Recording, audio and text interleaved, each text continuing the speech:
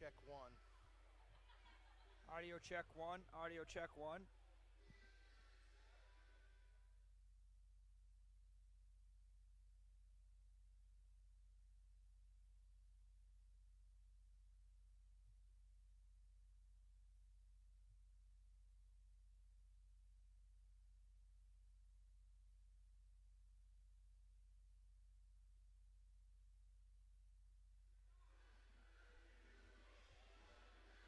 Check, check. Check.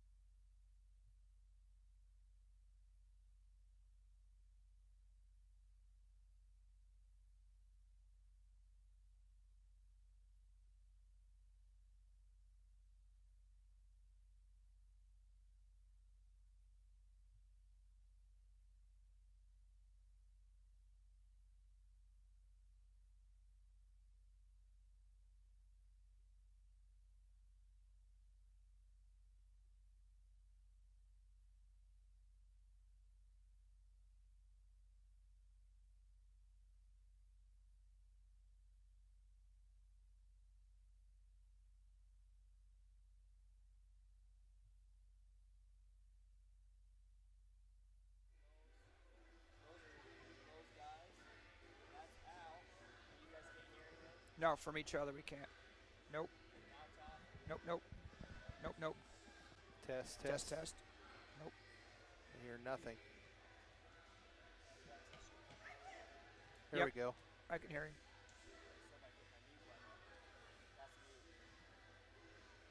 There you go. Nice to know. Perfect.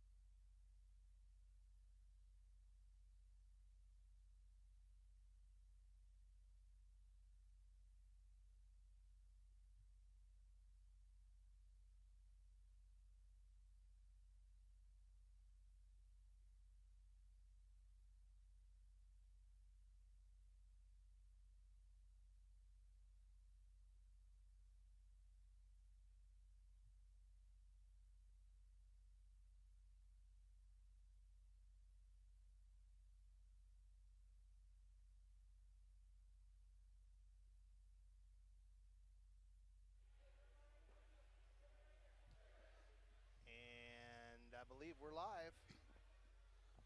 Can you hear me okay? Can you hear me okay? Nope. okay? Nope. I heard you. Say it again. Nope. Nope. That's what he... Hello? There we go. Now I believe we've got something, huh? Yeah, finally. Double leg. Single leg. Half Nelson. Well, I'd say full Nelson, but that's illegal, so I That better would go be with illegal. chicken wing. Chicken wing. I eat them most of the There time. you I go. don't know if they're legal or not, but I eat them. Some of them I've ate probably aren't They legal. probably I'm should guessing. be illegal. You're right. Let's see. How about an inside cradle? That's funny because I was going to say outside cradle even before you said that. Is that right? Sure was. I'll be darned. How about the old cow catcher? I was going to say cross-face cradle. Cross-face cradle. Well, those are just some of the names, the lingo that you may hear tonight. It's Coach Sears and Coach Thompson on the mic, so enjoy it or mute us, one of the two. I'm going to say you're probably going to choose the latter, but we'll see what happens. Probably. But, hey, it is a site in Sydney that we absolutely love. Absolutely love.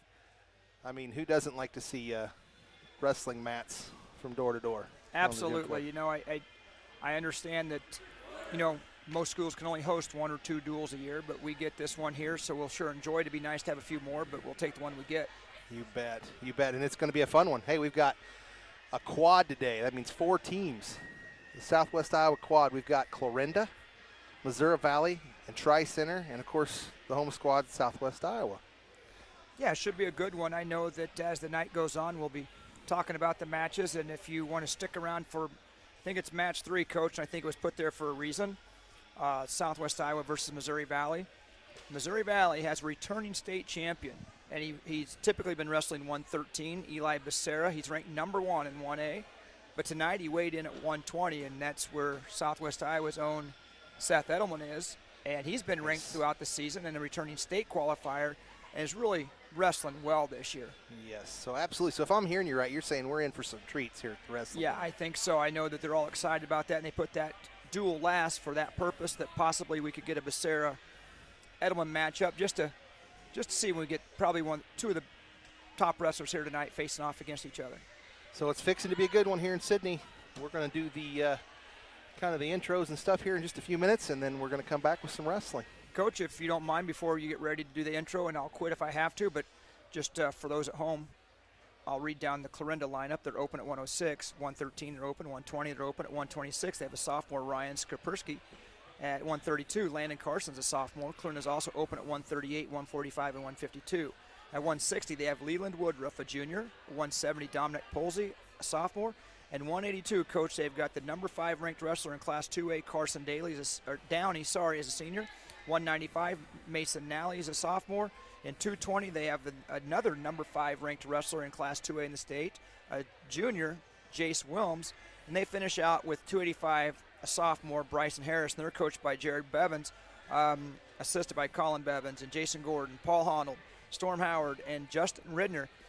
Some fancy names there. Yes, it is. I tell you what, it's a loaded name. You're absolutely right. I see the Blevins names there, and you know that's a loaded roster there. Yeah, and Honnold, he's been around, and he knows his stuff. He's a good one. Absolutely. What do you know about Missouri Valley, Coach? I'll tell you what, they have 106, Tobin Lazater, he's a freshman. Then you've got the aforementioned Eli Becerra, a junior, returning state champion at 113. It's 120 tonight. They're open at 120, 126, 132. Quinn Herman's a sophomore. Chris Wander, a sophomore, at 138.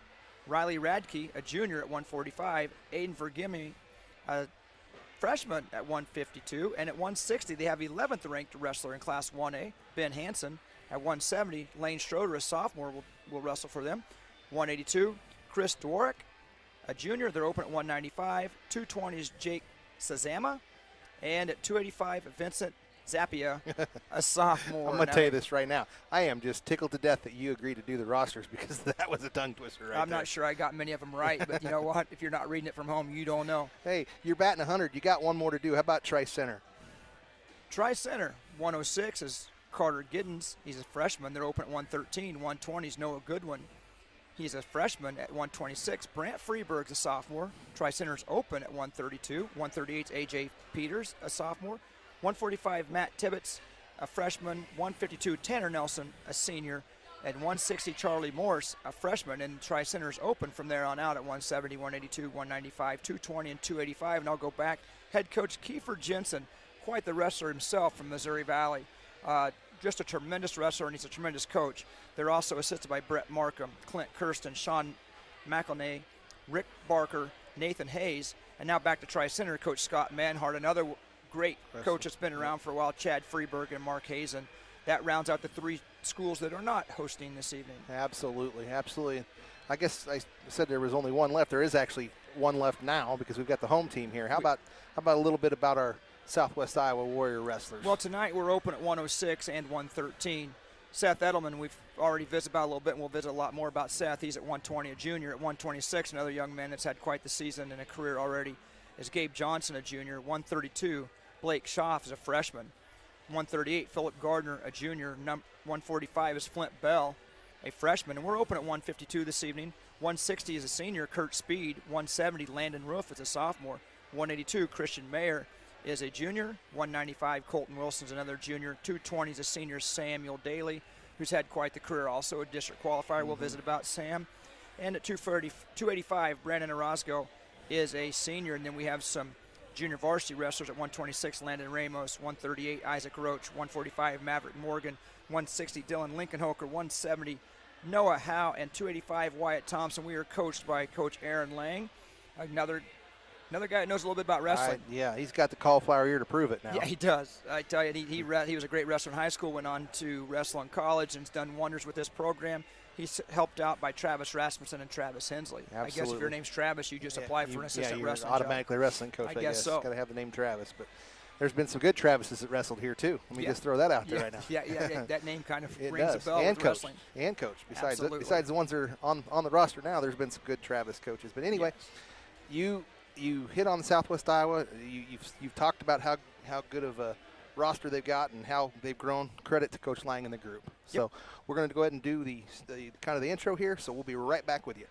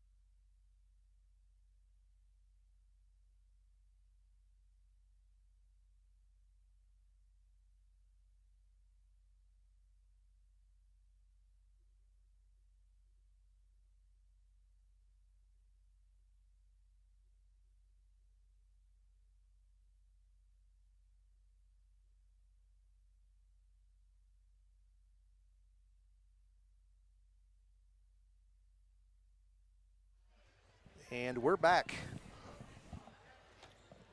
Nice rendition of the national anthem there by 4 of our young athletes. Absolutely. I think I saw Madison Hensley and Gabe Johnson and Samuel Daly, and I believe that was Emily Kesterson over there singing. Yes, they did a wonderful job. Not so sure it wasn't better than Beyonce. Well, I do know it'd be better than if they ask us to. Well, do it. yeah, there's a reason they didn't do that. I can tell you that right now. Yeah. All right, and you're seeing the coaches from Southwest Iowa and Tri-Center meet on the black mat, and you're seeing the coaches from Clarinda and Missouri Valley met on the red mat, kind of the annual little flip of the coin to see who's what color and who's going to get the first person to send out on the mat tonight. Coach Sears, do you know what weight class we're starting at tonight? They did not tell me, but just by looking, if they're actually wrestling the weight they weighed in at, that's Flint Bell from Southwest Iowa, headed to the scorers table, so that'd be 145.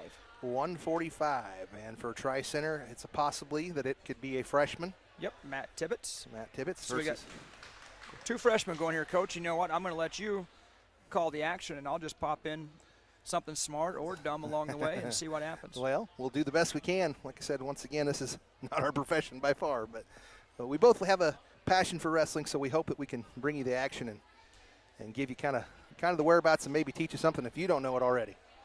So here we go. We're going to start it right off here. Mr. Flint Bell and Tibbetts. Both working a front headlock. Tie up there. In on a single leg is Tibbetts. He takes it high. Coach Lang instructing Bell to sprawl. Got half a wizard in there. There it goes. Bell around the backside. They're going to call him out of bounds. No points awarded. We're still neutral. Flint did an awesome job there. It looked like he was dead to rights. The kid had him picked up a single leg, got heavy hips, and was able to spin out of that, put a whizzer in, and force him out of bounds. Absolutely. He's circling the center of the mat. Both kind of trying to work the upper body, the head area around the neck. You know, hands. Flint in on a single leg. He's in pretty deep. He keeps that single almost into a double. He's got him to his hips. And he's awarded the 2-point takedown. Southwest Iowa Warrior wrestler Flint Bell on the first points of the evening with 2. Covering a back leg. Trying to break his opponent down.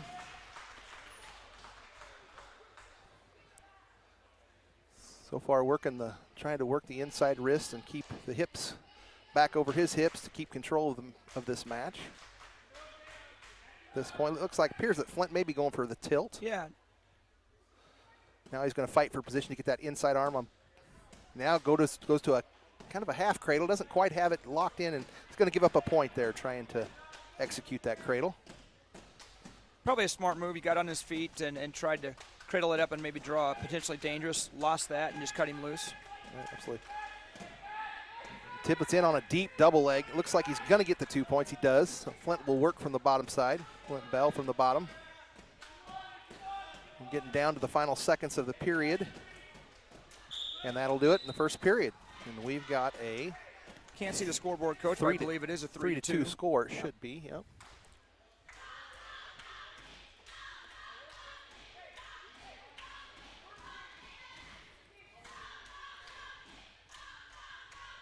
And the Southwest Iowa Warrior wrestler Bell won the toss but deferred. Oh, we got some blood time here, Coach. We got a little downtime. Injury time right there. You know, Flint did back to that initial shot by Tibbetts. He was in deep and was able to get a single leg. And like we said, Flint was able to sink his hips, take it back to the mat, get long, get heavy, and spin around with the wizard, get out of bounds. Very close to getting a takedown of his own, but, you know, there's an official down there that said they were out of bounds. And he's a good one. He's a good one. He's a good one. He's pretty close in that call, though, because I was kind of like, what? Yeah, But, Flint was very close to getting 2 points, but, you know, when Steve Lefevre, longtime ref, probably Hall of Fame ref, if he isn't yet, he should be or will be. Yes. When he says it's no points. It's no points. It's no points. Yes, yeah. Definitely a man that knows the sport of wrestling, and probably not many that could call it much better, in my opinion, to be honest. But Flint here in a barn burner so far in the first period, 3-2. Did score 1 takedown. Had to give up a cradle that he had locked in, that he didn't quite have locked in correctly. Had to give it up to not give up the points, and here we are, 3-2. But if I know anything about Flint Bell, I'll tell you what, the kid's a worker. Man, he works hard. never quits, and he's always a go-getter. Gosh darn, he's one of those kids you just love to coach. He's fun. He's a fun one. He's a positive kid. Oh, all the time. Positive young man. All the time. I don't know as if I've ever heard him say anything bad either. Yep. Negative. He's just one of those guys you want to be around. He's the one you want in your locker room. He's the one you want on your wrestling mat for sure. So it doesn't surprise me the Tri-Center young man chose neutral because he was in deep on 2 shots. The one takedown that Flint was awarded was in a scramble mode. Yep. And that being said, Flint is in on it. He's trying to suck in a double leg here. The kid's kind of almost has that cow catcher. Flint kept his arms a little bit too wide there when he went in and got himself caught with a double underhook. Absolutely.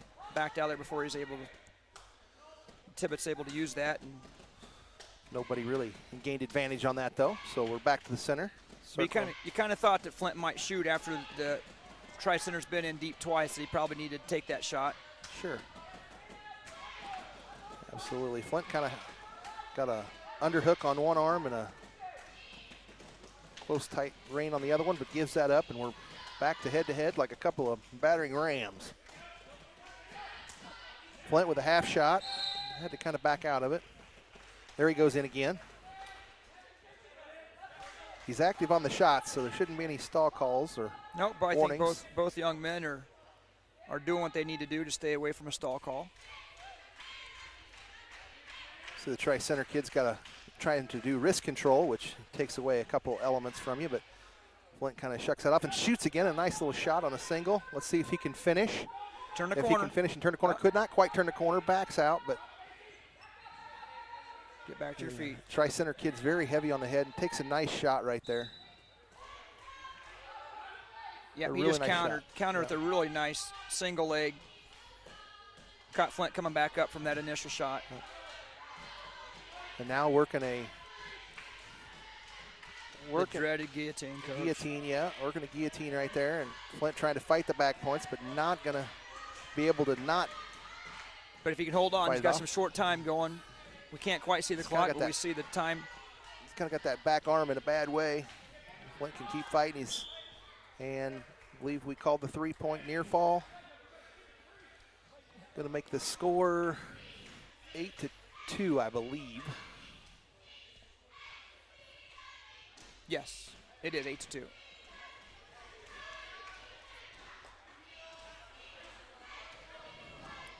It was Flint Bell's choice, and he chose up at the score 8-2 going into the third and final period. And we might as well take up, see if he can run a pinning combination since we've been down, and he threw us in the old grapevine guillotine. And on our feet, we've been taken down twice, so that was try that up position and see what happens. You bet. See if you can't get in here and get a pinning combination in. Wise decision. Flint Bell will cover. With a chop of the arm and a tight gut wrench. He'll try to work the wrists. Kind of roll those wrists if he can. He's going to try to do that. And he's got a half in. Long-legged wrestlers are hard to throw them halves on. Yeah, just long, a lot of leverage, and he popped his hips up, which makes it that much more difficult. And now Tri-Center. Set back. Yeah, he was trying to go for a headlock. Bell smartly set back and kind of sucked himself out of that one. He's going for a cradle again. Kind of got up. We're right back where the match first started, yeah, Coach. we are. This time, Tibbetts was able to chuck him to the ground and get a reversal out of it. 2 for reversal for Tibbetts, makes the score 10-2.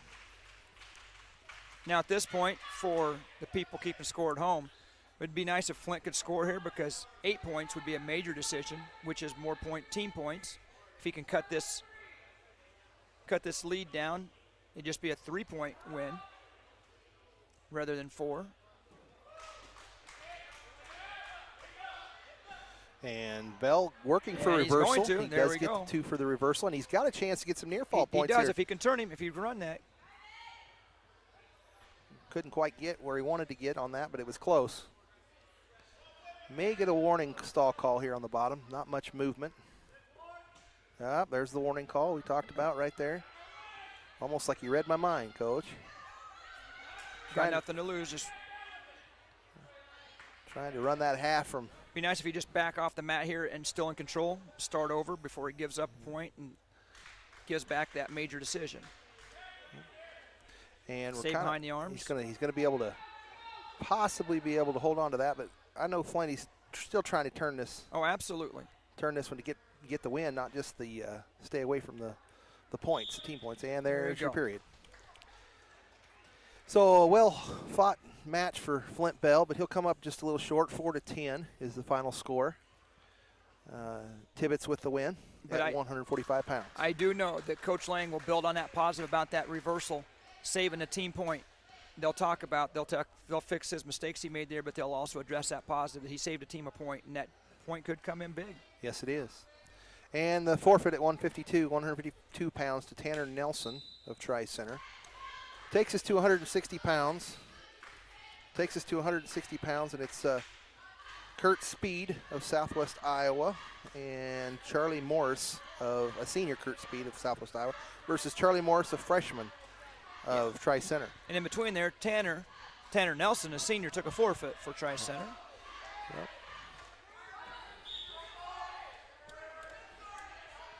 And Speed will start with a head clinch there at the beginning. And nice shot. Nice single leg takedown. Possibly hasn't quite been awarded the points yet. He was in deep on his shot, though. There he's going to get the 2. Yeah, nice, quick. Oh, yes. Very nice, aggressive, quick shot, as Coach just said. Kurt looks to be working a half. Nelson on the edge of the mat, really close to taking him back to the middle. But he's going to work that half Nelson on that side, try to work that half back to the mat, back to the inside of the mat, staying away from that outside. Kurt looking for direction at the coaches. Still got kind of got a chicken wing on one end. He's going to suck this back up. No back points awarded there. Didn't quite have him where he needed to. Almost sucked him right into that. He's going to run that half again. Off to the side, trying to run that half. Staying on his toes. Very flexible wrestler. And then he flips it over the other side. He's doing a good job of staying on top of the hips, not allowing the Tri-Center wrestler to bring his hips up, and then he gets a pinning combination, jumps out, and gives it a run. Absolutely, and we just saw a warning call on the bottom man for not moving. And there's Kurt with a double arm bar, it looks like, and he's got him for, he's right there on the edge for tilt points, and there he sucks the hips in. He'll have it. Just there, he's counting them down. He's getting some back points there. And he'll get back points, but let's see. He's going to keep the 3 and then right into almost another headlock. Yeah, he about slid right back into reverse headlock. Didn't get the reverse headlock, but did get the 3 near fall. So he leads 5-0, and he's working another pinning combination here.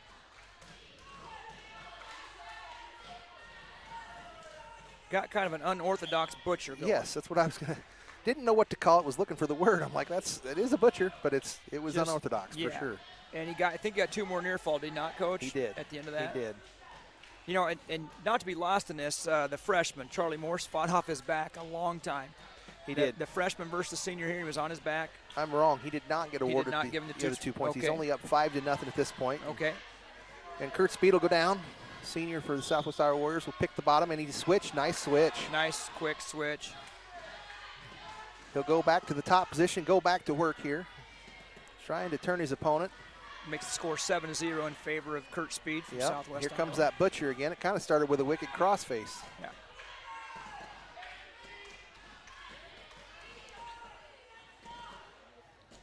I will give the Tri-Center wrestler some credit here for. I lost that arm. He never did have it completely tight enough to run around the head, but he was doing enough to get 2 back points. Yeah, doing what he needed to do to get a couple back points. Got a chicken wing in. He's got 2 for the reversal and 2 for the back points. That's 4 points this period. Doubled up. Double chicken wing here. Going to try to run that full tilt circle here. That's a tough one. That's in pretty deep too. Not quite to the tilt mark yet to get the back points again. He's able to. If he can set his hips through here, there we're on the back points. Oh, lost. Just strong enough to hold on to that arm and get what he needed out of it there to get the 3. Hasn't been awarded them yet, but for sure to get him right now, he's going for the pin. And there it is. There it is. There's the fall. A fall. You'll have to forgive us. I can't see the scoreboard real well. Looked like a fall at 49 seconds in the left in the second period, yes. They'd do us a huge favor if they'd move that scoreboard to the other side over there. Absolutely, and that's 16 points, though, for the Warriors. Now, here we go. We got a lot of forfeits coming at us, Coach. Tri-Center's open from here on out for a ways with Landon Roof taking a forfeit, and we're just going to filter in. Probably Christian Mayer is checking in the table. I see a whole host of Southwest Iowa Warriors over there waiting for their forfeit. And here comes forfeit number 2, and each one of these is worth 16 points, Coach, so the score's going to really start tilting on the home side of the scoreboard. Colton Wilson comes out to get his forfeit. Talk about a major plus having a full roster. Yeah. Samuel Daly comes out to receive his 6 points in a win. Brandon Roscoe at 285, another 6 points for the Warriors. And now we're going to maybe filter in a Tri-Center at 106, but maybe they've decided there's nobody there. Looks like he's not here. Neither team has a 113. So 2 wrestlers checking the table. We got Seth Edelman, whom we've talked about briefly, and a freshman, Noah Goodwin. Oh, no, there's your forfeit. It just took a little, I got impatient. Don't know that they wanted to send that poor freshman out there with that tiger that's about to come on the mat here. You've got Carter Giddens, who just took that forfeit. And we'll see what happens here. Looks like we may be in for a match here. Yep, we got Edelman at the table. And we'll see if, Tri-Center young man's coming out. That'd be Noah Goodwin, a freshman. So, Coach, here's our first look at returning state qualifier Seth Edelman. Yes, kind of been waiting for this all day. Edelman having a phenomenal season again, like you said earlier, and his time in the wrestling room has been extensive throughout not just the season, but throughout the year, and he's in top form. He's in quick on a takedown, and he's right into a half. This is pretty deep. This may not last very long. And he lets go of it. I'm going to work something else here.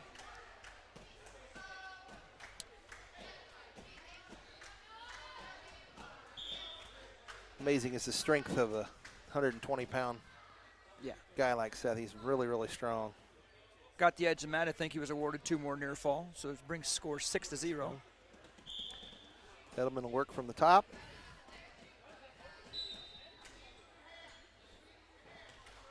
Kind of letting his opponent kind of move around a little bit to where he can get him in a position that he likes. He's going to give him the escape. Yep, go ahead and kind of just cut him, work on her feet a little bit. There's 2 takedown with a little duck under, a little shuck, and a tilt for near fall points. Got 2 of them. Yep. 2 of them make the score 10-0. And Edelman with 1 arm bar in and working the backside wrist, and he'll try to turn that and will successfully for more back points. And we're quickly coming on a major decision here. It'll be 3 near fall for a 13-0 score, 13-1 score, excuse me. So he went ahead and, cut him again, work on the feet. 13-2. Edelman will work his magic from the middle of the good duck mat, under. and nice duck under. Picture perfect there. That was clinical. And that makes the score, Coach. I can't see that. 16 to. Sorry, yes, 16-2. So the next points, Seth will either finish this with a fall. If he gets any back points here whatsoever, it'll be ended with a technical fall.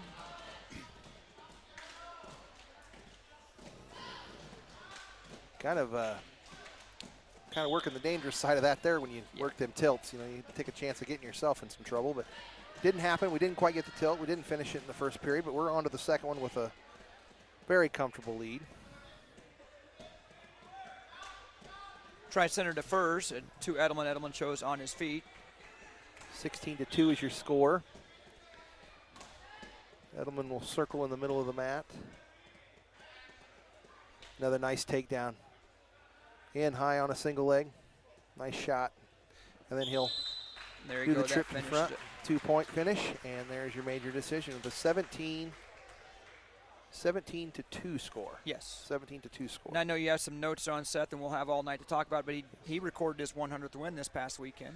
He did. He's at 102, I believe, for his career, which ties him for, is it second? Or Second. third on that list. Third. I'm sorry. He's third. Third? Tied with Austin Hansen. Yeah. And we're on to another fine wrestler for the Southwest Iowa Warriors.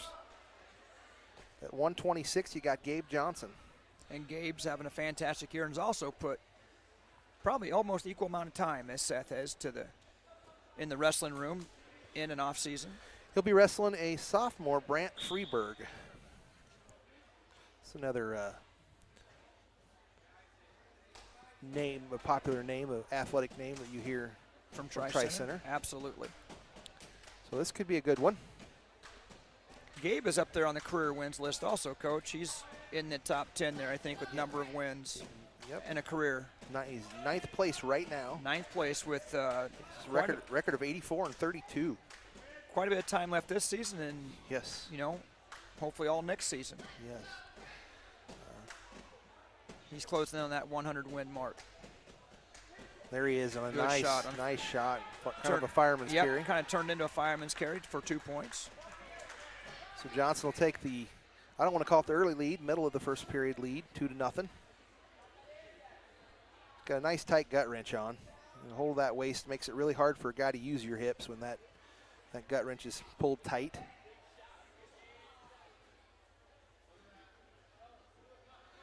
Johnson will set him free and give him the point. He didn't like what he was given there. Johnson, an active wrestler, wanted to be on the move here, and he'll work in here again for another takedown. Freeberg working from one knee, trying not to give Johnson much to shoot at. Two different wrestlers, Coach. One long-legged, long-armed, the other one short and stocky. With that comes two very different styles. Yes, and there's another nice little fireman's carry into a single. Oh, and a headlock attempt by Freeberg. Didn't quite lock it. Johnson rolled through. We're back to neutral. Both wrestlers did a nice job there not to give up points. Yes. Gabe was in deep, and Freeberg countered with that headlock, and both wrestlers had an opportunity for a takedown, and both had an opportunity to get taken down, but because of their scrambling ability, they came out back to their feet with no harm done either way. Absolutely. And another nice shot by Johnson, but that's going to end the period. We're going to end it 2-1 in the first period. Both wrestlers very active. And Johnson will win the toss, but defers to the third period. And the Tri-Center wrestler will take down, knowing that he got the escape a little while ago and figures to try to get another one here. See what Johnson decides to cover here and lets him loose pretty quickly. We're at 2-2. And it's obvious Gabe feels most comfortable on his feet. That's twice he's just kind of turned him loose and working from neutral position. And probably a smart move is, we've seen Gabe in there 2 or 3 times on a nice single leg or, and from that fireman's carry position. So we know he can get there. Very smart wrestler as well, Gabe Johnson. And it very well could be. Gabe's very capable from that position, but when you're wrestling that length, that maybe it's a tactical move. Yep, sure. And that was nice little duck in for 2 points. He's kind of got his leg in a bad spot here, but he'll work his way out of that. Good wrestling. And going to let him up again. And right back at it. Right back at a nice fireman's. Now if he'd reach up and scoop the head here, he'd probably may have a pinning combination. He wants to keep that inside arm. I think he feels like if he can keep that arm, he can eventually work to back points. He gets that. There he's sucking that shoulder. He's sucking it up to where he's pop got his head out. Nice two. Steve Lefevre awards the 2 points. We are at 6-3 in the second period. Johnson on top. Nearing the edge of the mat. Going to let him up for one. We're at 6-4.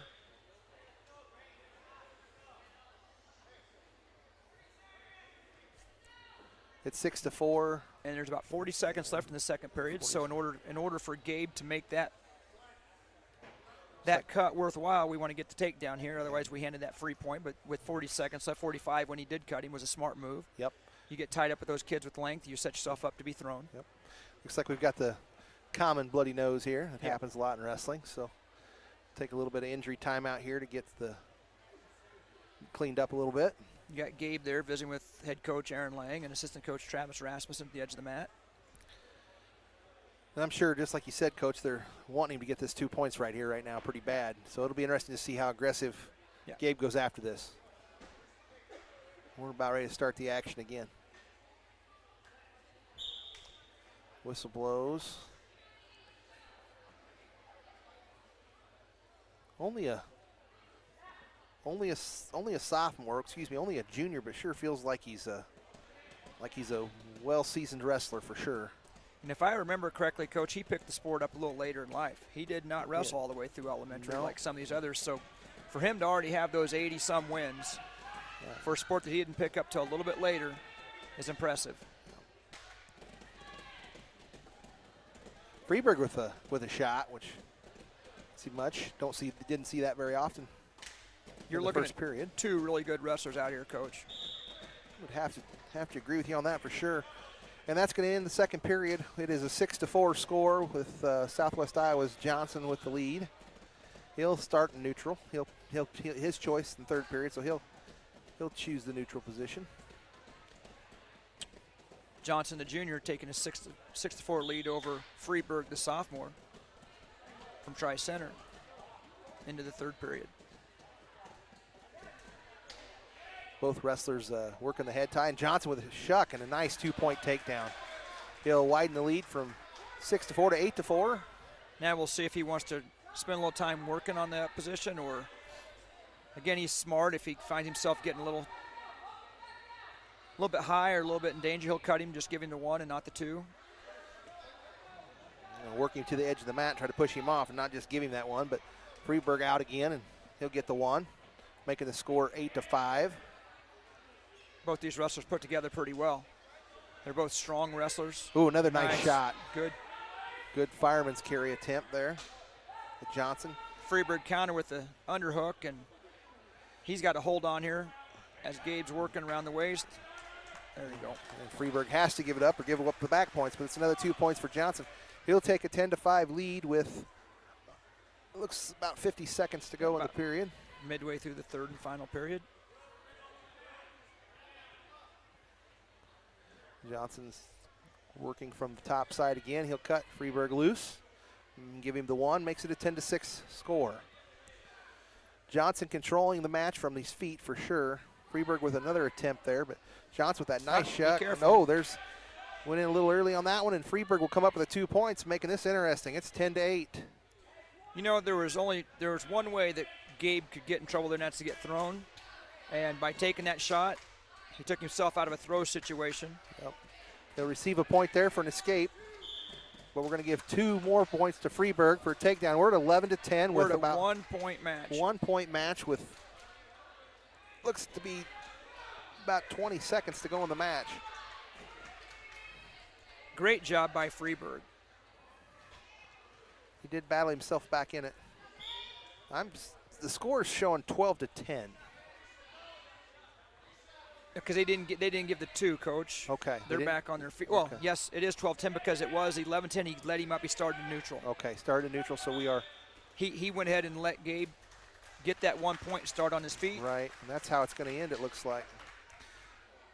With just a second left in the match, Johnson leads 12-10 without a miraculous takedown here. Does not happen. Johnson will get the tough win. Yeah, that was a good match. Solid wrestler in Freeburg, but Johnson proves to be on his game, and I'd say controlled the match from his feet, had a bunch of good takedowns there. And we're on to another forfeit here, Coach. Yeah, Blake Schaaf, yep. 132. And then I think if Tri-Center sends a young man to the table, and it doesn't look like they're going to, Philip Gardner at 138 was scheduled to have a match against A.J. Peters, but that match is not going to take place because Gardner takes a forfeit. And we'll make Coach Thompson get up and walk down and see the final score.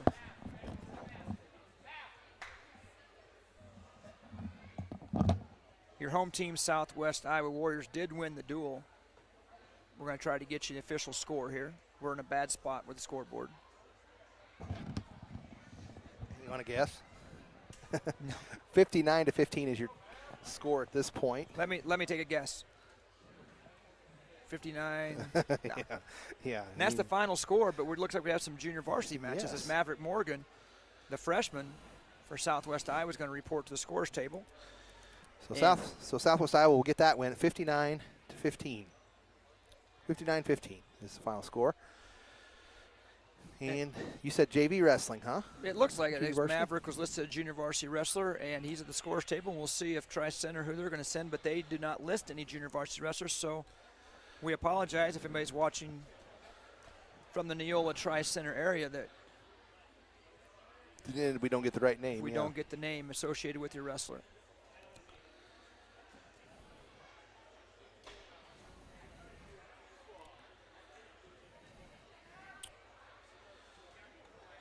Yeah, they don't have any of them listed, so.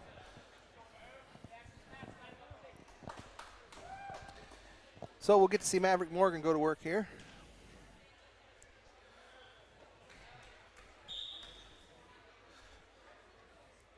Coach, this very well could be their varsity 145-pounder. Matt Tibbetts, the freshman that wrestled Flint Bell to start the whole night.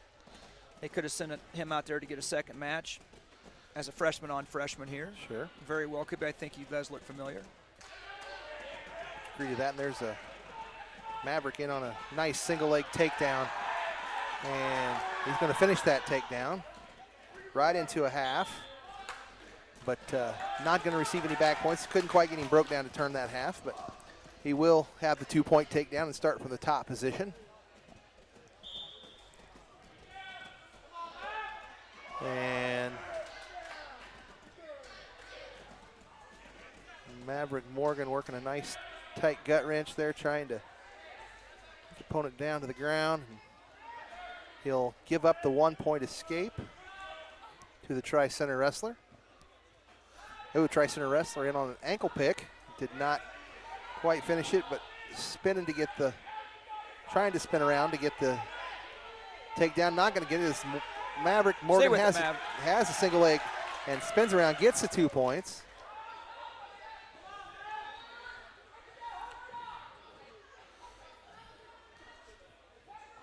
And he'll ride him to the edge of the mat, give him a push for measures, and he'll stay on the top position. Right now in a 4-1 lead with 2 takedowns. See if we can't stop his first move here and break him down. And he'll let him up for the 1. It'll be a 4-2 score.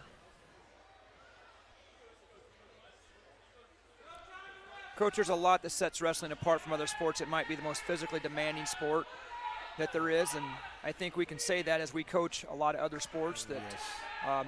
We can both agree the physical demand on these athletes is a little bit more demanding than most sports, and It's something else. I'm telling you. I've said it all along. If you can handle 3 minutes of wrestling, you can handle just about anything in life. But and another thing that helps set wrestling apart is it is a team sport, but it's also an individual on the mat. And I know maybe at home you can't hear it, but these junior varsity wrestlers that are inexperienced, or maybe they're just behind a fantastic varsity wrestler, they need this mat time. And as Maverick is scoring points, the cheering section from his teammates was probably as loud as any time it's been this evening. absolutely. So and there's the team value of they understand these kids, what they go through in the wrestling room and the sacrifices they make. So it's nice to hear his teammates get behind him like they are.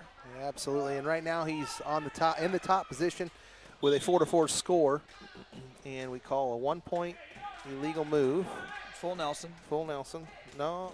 I think, or did he just give it? I think he awarded the wrong person. I think he awarded it to Crean, but he gave it to Red. Or excuse me, Anyway, it's 5-4. The penalty point was against Maverick Morgan, and he'll work an ankle there, try to break it down. Try not to give up that one more escape point. He's not yet, but he's got his hands locked.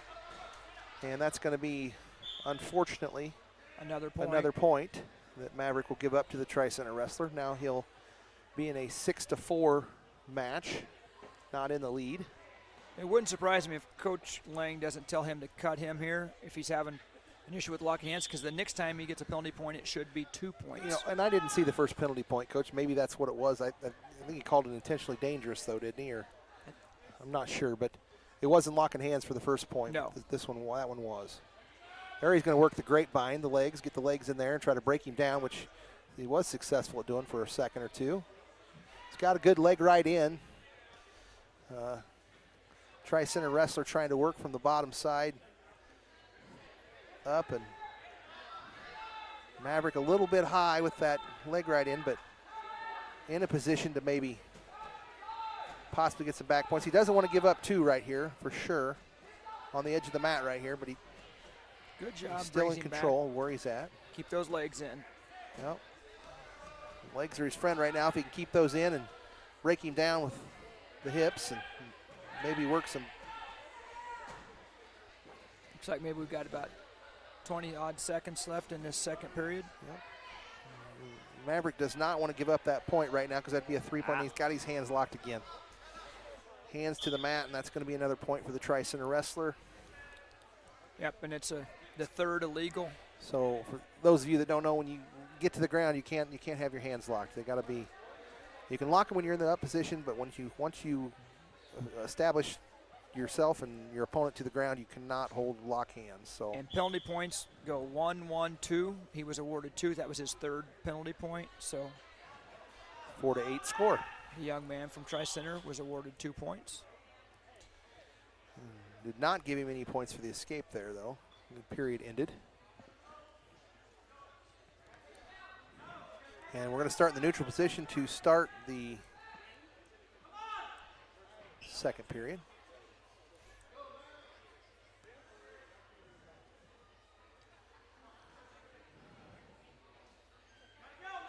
A 4-8 score. The Tri-Center wrestler in the lead, Maverick Morgan, in on a single leg.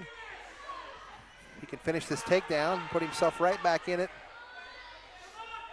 You can see he'll give up the 2 there, but boy, you can just see the point of exhaustion setting in, Coach. Yep, and it wasn't lack of aggressive, Coach. He No. took the shot. Absolutely not. He knew he was behind. He needed something to happen.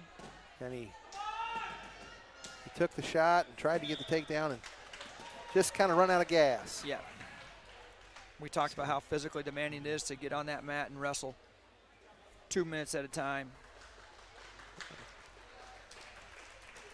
And that seems to be the end of this duel. No more JV matches on that one, as once again the Southwest Iowa Warriors with a 59-15 win over the Tri-Center Trojans. Yeah, a good way to start the evening for the home team. Absolutely. I'm sure there's saw some good things and saw a lot that Coach Lang will sure build on with the group. But most importantly, he had a full roster. Yes, and that plays big as you go through and start getting 6 points for every forfeit. That sure helps you in a duel situation. And they'll take some time before round 2 as we get started. It is by rule that you have to wait 45 minutes before your wrestlers can get back on the mat. I'm not sure what that time frame will be, but I believe they have. Coach Lang said they're going to have a little entertainment for us. Yeah, kind of a special little intermission here, I guess. You all at home get to watch some youth wrestlers here do some wrestling. So we'll probably try to get off the mic and be quiet during this time, but it won't be future. long. We maybe get a time here to tell you if you want to tune back in for that second round. If you tune out for a second, that when this second round is going to begin. All right, we'll see you in a little bit.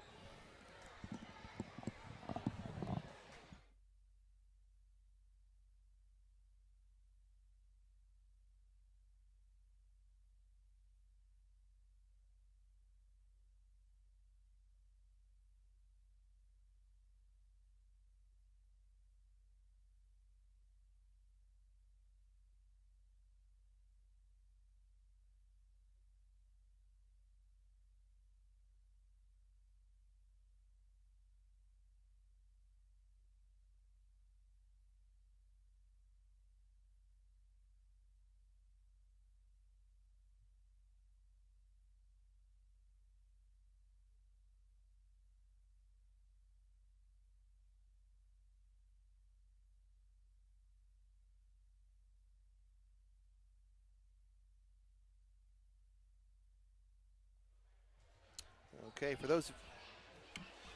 for those of you listening at home, Coach Lang said it'd be about another 12 minutes here before they start the second round. So we're going to give you a little youth wrestling for your entertainment at home during this brief little intermission, and we'll be back in 12 minutes.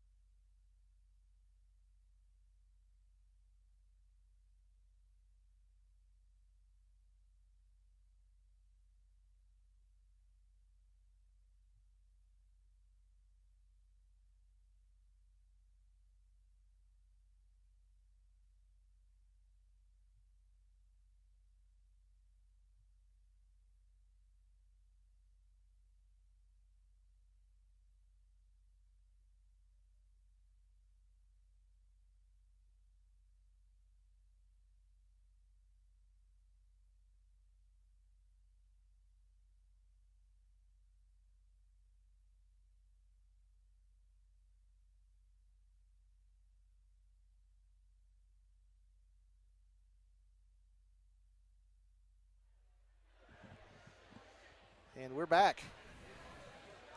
Back with some more wrestling action. We're going to go to the round 2 with the Southwest Iowa Warriors versus the Clarinda Cardinals on the black mat. And on the all-red mat, Missouri Valley versus Tri-Center. Looks like Southwest Iowa Warrior wrestlers will have a few more wrestlers again, which is great according to the rosters that we have. That once again we fill the rosters, and Clarinda is a little bit lighter on the top side of things, or excuse me, on the bottom side, or the lighter weights, I should say. And that's something that Coach Aaron Lang's done a fantastic job doing, Coach. Getting guys out for wrestling, and we will definitely give the girls their due here in just a little bit, but because that's I want to say new, but not necessarily anymore, but Coach is starting to really recruit and develop those young ladies who have their own program. But right now we have Maverick Morgan taking the mat, and I'm not sure if it's in junior. I think it's in a varsity forfeit. I'm going to guess the varsity forfeit at 152 pounds. Because Clarinda appears to be open there, and he's going to be followed by 160-pounder Kurt Speed, the senior. And he'll wrestle 160-pound Leland Woodruff of Clarinda. Woodruff a junior, Speed a senior for the Warriors.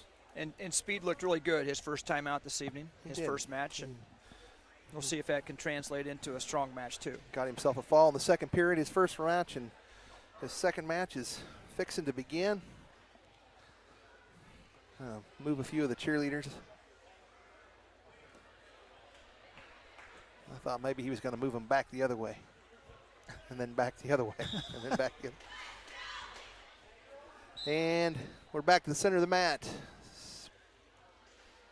Speed for the Southwest Iowa Warriors in white, for those of you who don't know that the Warriors are wearing white singlets tonight. Clarinda in the black.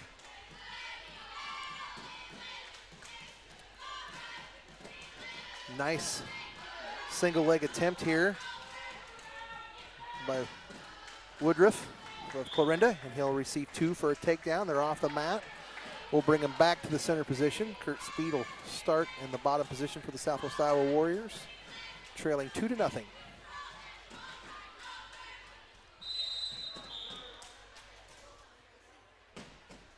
A little confusion there on the whistle. I'm not sure exactly what happened. I don't know if both wrestlers paused like they weren't sure that was their whistle, but Steve says keep wrestling. Once again, that veteran referee knowing not to do anything but let it settle itself out there, as he did. Both wrestlers finally realized, hey, we're live, we're going. But right now, Woodruff's doing a good job of wrist control, keeping that left wrist of Kurt Speed's trapped, turned into a chicken wing. Woodruff with a heavy ride, working that, trying to circle up an arm bar here. He tucks that backside wrist, and he'll have something. It was Kurt Speed the first match that we commented how he was doing a good job riding the hips and staying heavy and keeping his opponent broke down, and Woodruff's doing that to this time around, yes. Kind of reverse the sequence there. So Speed, though, doing a good job of not just giving in and going to the backside, because that was a pretty deep arm bar that he had in there that he was running. Now going for a tilt, Woodruff.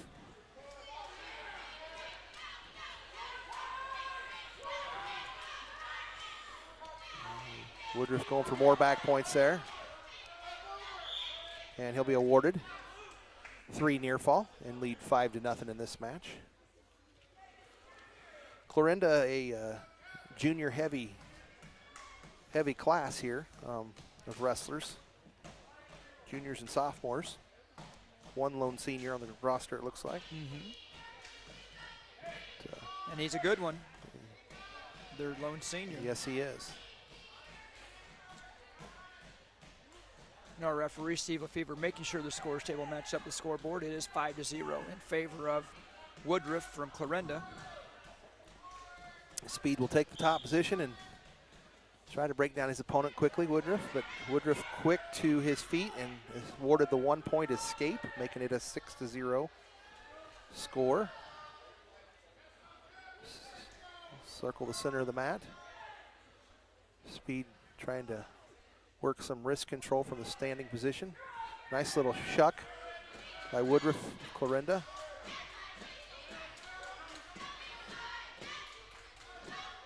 Woodruff with a tie up around the neck, the head, and now an underhook. And wrist control. Speed, tried to go into a single leg. He's got the single leg. Now we'll see if he can finish it and work with it, but Woodruff did a good job with his heavy hips. Yes, he did. Heavy hips and got himself out of that and worked himself into a 2-point takedown. And he will lead 8-0.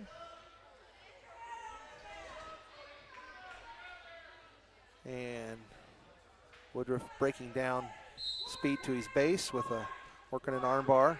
Got that arm pinned behind his back, right at the waist.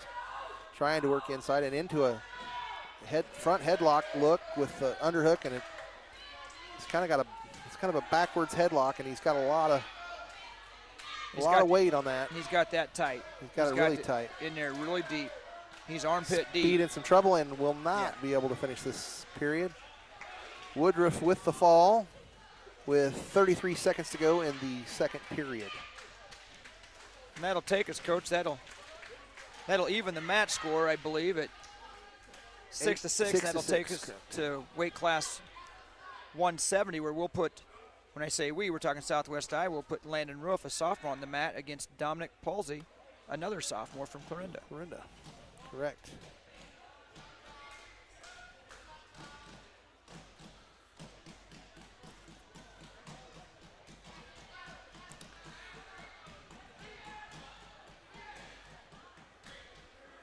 £170 Landon Roof of Southwest Iowa. These next 5 matches go a long ways because we'll get a lot of points with some opens at the lower weights. We need to make sure that we get our share of wins at this upper weights, and if we don't get a win, we try to stay off our back and not give up those 6 points. Right. We've got to steal a couple wins here somewhere and stay off our back.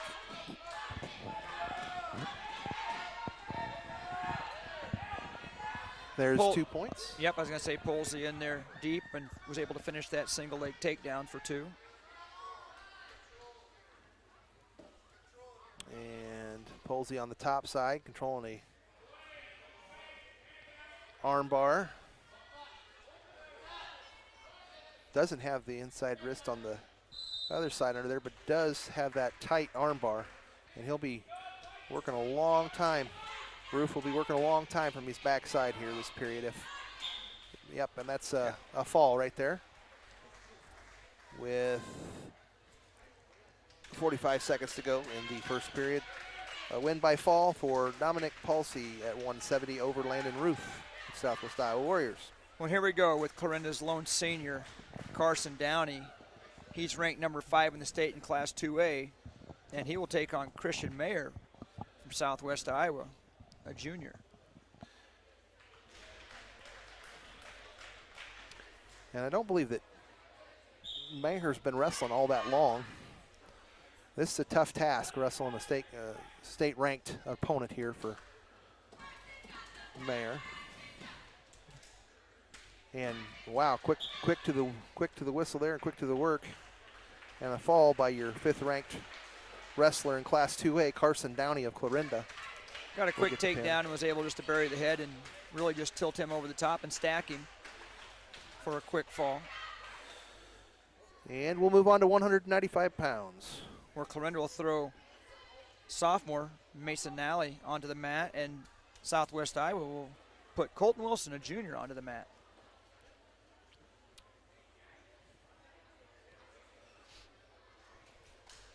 And we've got a team score here for you. We've got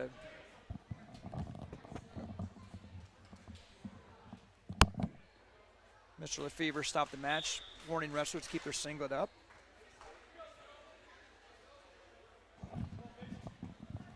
Team score looks to be 18-6. You'll have to forgive us as the scoreboard is in our blind spot, so we've got to move, and the headsets don't travel that far. Wilson will tie up in the center of the mat here, trying to work an arm.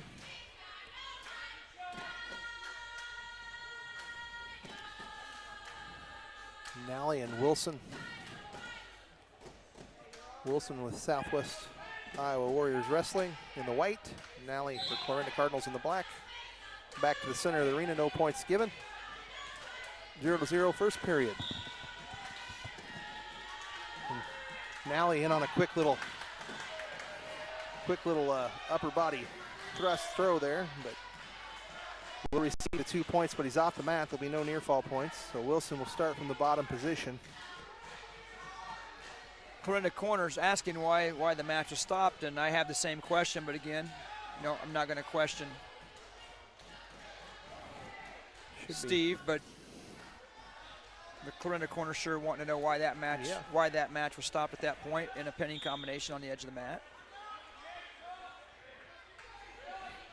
And I don't have an answer for it. I can't give you one either. I know that the Clarinda wrestlers in on another tight gut wrench. They really do a great job working the tight gut wrench and a arm bar. And I've noticed the Clarinda wrestlers are well coached up on that. They seem to be using it quite a little bit at these upper weights. Yeah, they do a good job of trapping that arm wrist control. Yep, and there's a cradle attempt right there. And keeping the hip buried of their opponent from the underneath position. Wilson working on the bottom side. He's stuck. He got himself into a cradle position here. Very tight cradle, and there's the fall. And as we mentioned, it's kind of going opposite, Coach. We were saying that we needed to stay out of those 6-point matches, and unfortunately. Well, that's a 24-6 lead in the team score. Yeah, and unfortunately for the home team, we're giving up a lot of sixes, and from the Clarinda standpoint, they needed those 6-point wins. They give up 6-point forfeits later on during this match. So, absolutely. Well, here's our chance to get another one right here. We've got Samuel Daly, a senior. Remember, he has been a district qualifier for the Warriors, but he's taken on another very good wrestler, a junior, number 5th ranked wrestler in 2A, Jace Wilms. So another tough task for the Southwest Iowa Warriors. But Daly was, I believe he was a match away from the being a state qualifier himself last year, if I remember right, a match or two. Obviously, wrestling a state-ranked opponent here. The 220-pound weight class. Yes, I tell you, Sam has been in the postseason. He's a good wrestler, and he's another one that I thought picked up the sport relatively late and has just really blossomed into a good wrestler for us. Absolutely. A little tidbit or trivia about Sam Daly. Not only is he a football player and a wrestler, he's also a rodeo cowboy steer wrestler. And there you see the hip work right there, and he's close to his 2 points. They're going to call him neutral. No takedown rewarded. But there you see the upper body strength of Sam. In fact, I think back in the fall, Coach, he went out to Vegas, didn't he, and did a little rodeo. He did. He's been at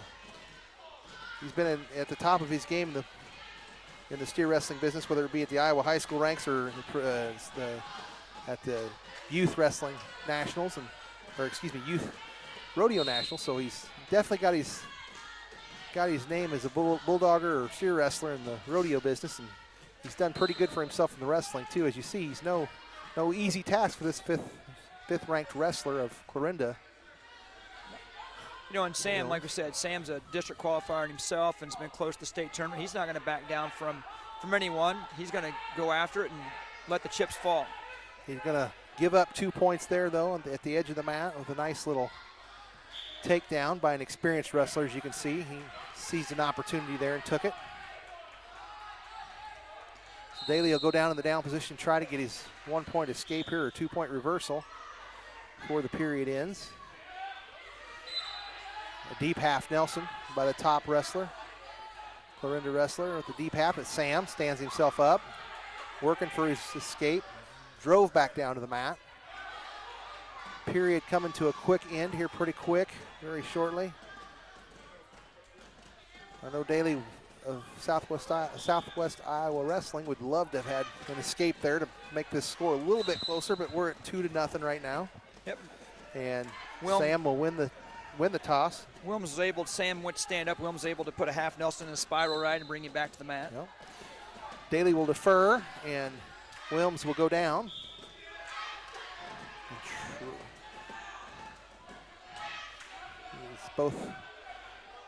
Daly will give up the 1 point escape to Wilms.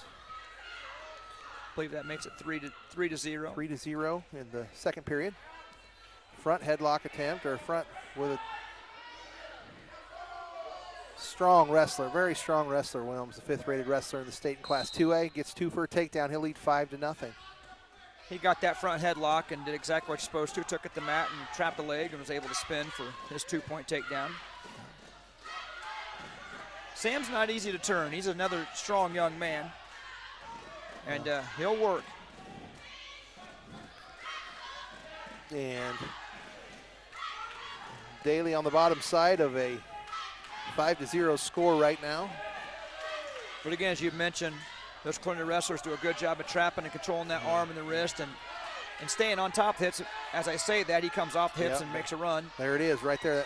They're really tough there and well coached at that arm bar. And they've got Sam in a bad spot. I don't know if he'll get the pin there, but it's close. But Sam with the bridge, trying to get out of this period.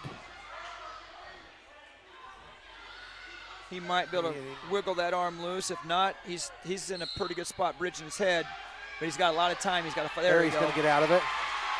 He'll get out of that. He'll escape that pinning combination and get a 1 point awarded to him. It's an 8-1 score.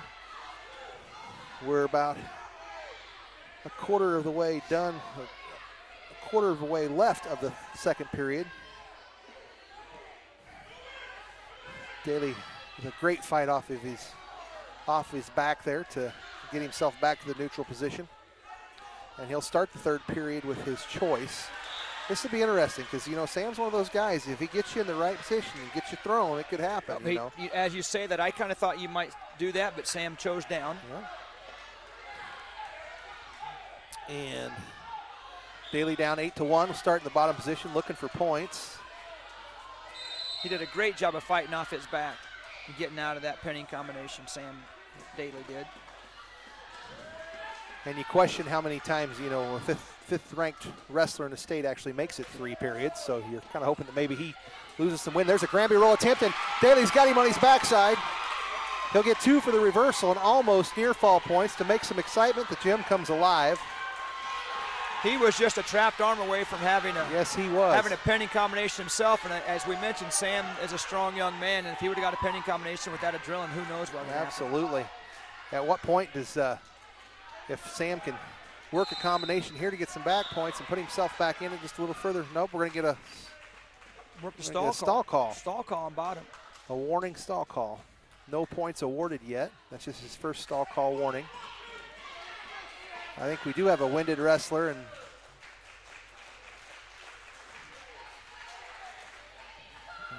the winded wrestler this is kind of cat and mouse game right here. This is where you take your time tying your shoe and catch your air, because you just about got yourself in some trouble. Kind of aided there a little bit by the coaches as he comes onto the mat and gives him a little time. And Sam hooks it. Oh, he went for it there and just come up short. But boy, that was a heck of an attempt by Sam Daly right there. Kind of got himself in a bad spot. He went for the pin and got himself, in a pinning combination when the Clarinda wrestler tried to stand and kind of got caught in a bad position. And he's fighting off his back again. Boy, I'll tell you, Sam was close a couple of times in this match. Really close a couple of times. And he'll call the pin there. And I'll tell you, there's a lot of people which would have been happy wrestling a close match. I like the fact that Sam wasn't out there just for a moral victory, Coach. He was out there, and he's going for the win. He wasn't out there just to hang and try to keep that match close. He went for a pinning combination and threw a cradle. And when you're down 8-2, that's what you have to do, right? You roll the dice. You're wrestling the number 5 wrestler in the state. You roll the dice and you go for the win, and that's exactly what Daly did. You can't fault him for that. That's absolutely for sure. not. And I like the aggressiveness. Oh, I love the effort. That was a fun match to watch. It sure made the benches come alive. Southwest Iowa wrestlers need a win desperately. Yeah, and we moved to heavyweight to 285 with Bryson Harris, a sophomore from Clarinda, and Brandon Orozco, a senior for Southwest Iowa. And you're right, Coach. We need a win in a bad way, and if it would be the 6-point variety, that'd even be better. It would. And we're on to the big boys, and a lot of times you see the 6-point falls here in this weight class. They don't normally go the distance. It's either a low-scoring match or a pan usually at this level. The heavyweights.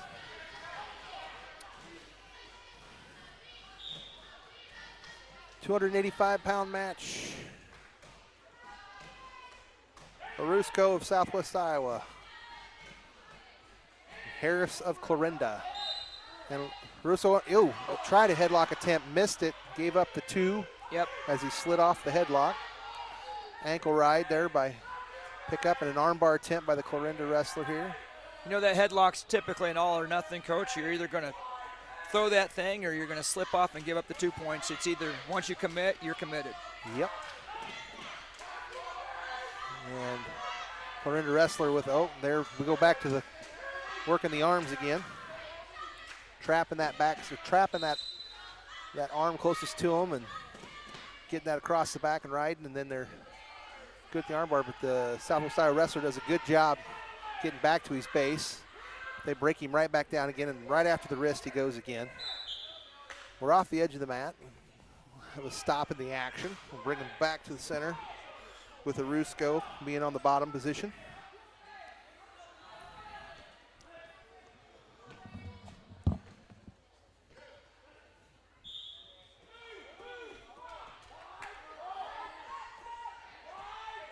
On the whistle, Roscoe tries to crawl out of there, but Harris does a nice job of catching back up. But we do got a stall call, and it's going to be stalling on top. He's really not working a pending combination at all, but we've got a timeout with the coaches calling, wants a conference with the referee, Steve Lefevre, at the table. Wants to know why.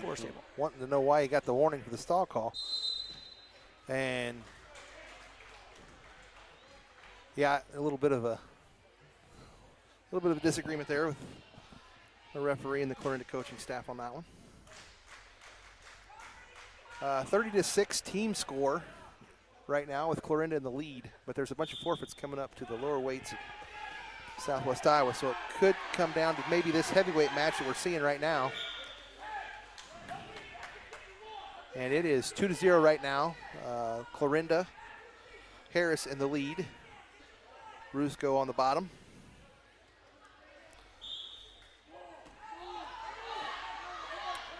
Harris will break him down again and try the power half. Oh, and there's a nice wicked crossface to an armbar, and that'll end the period right there.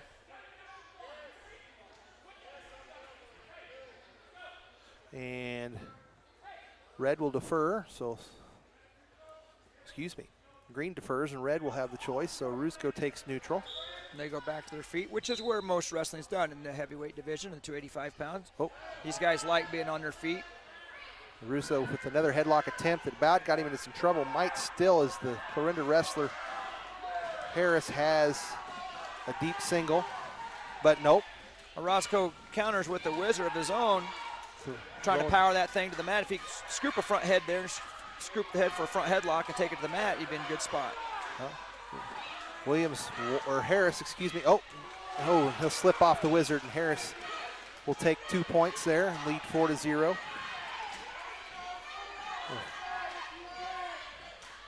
Little face mask, or excuse me, a little cross face there.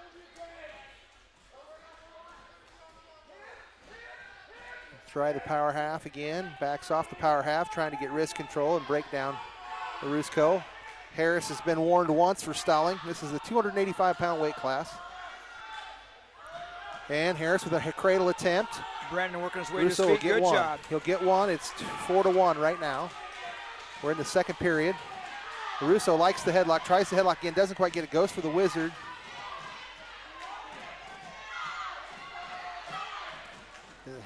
You're going to see a lot of throws attempt at the 285-pound weight class, and that's common sense, but you take a shot, you don't want 285 pounds to work coming down on top of you and have to work out from underneath. So a lot of throws at this upper weights. Harris has got that deep single again.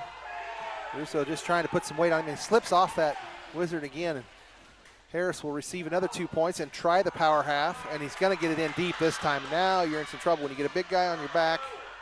Good job. Good job rolling through. Very good job. He does give up 3 near fall, making it a 9-1 score. And Harris going with that power half again. He'll receive more back points, and the big man's winded. Can he last throughout the period or not?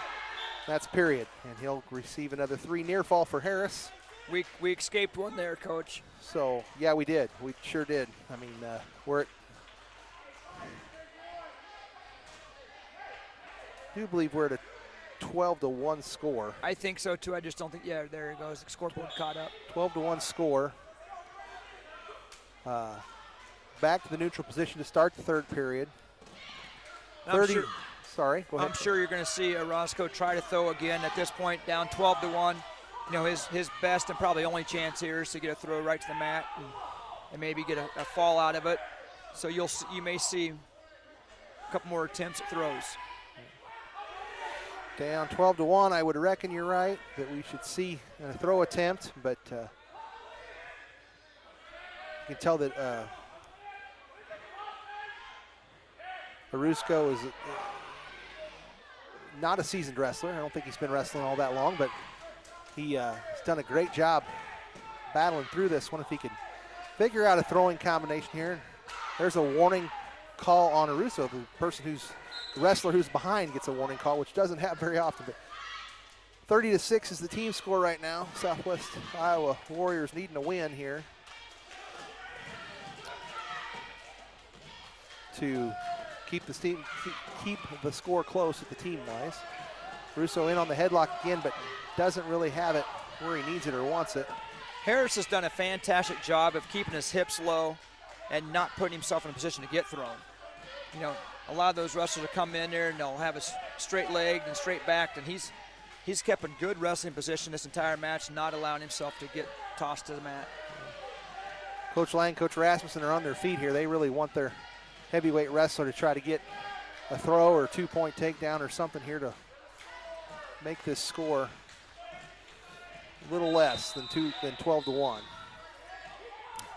We're down to about 20 seconds, and there's a 1 point. There's 1 point for Arusco for the stall call, so he'll receive 2. So that'll be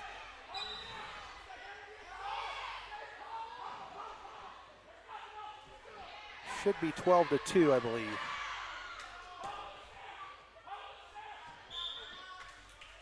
That'll be your match. We're going to get a change of pace coming at us right now, Coach. We are. We're going to go from the heavyweights to the lightweights.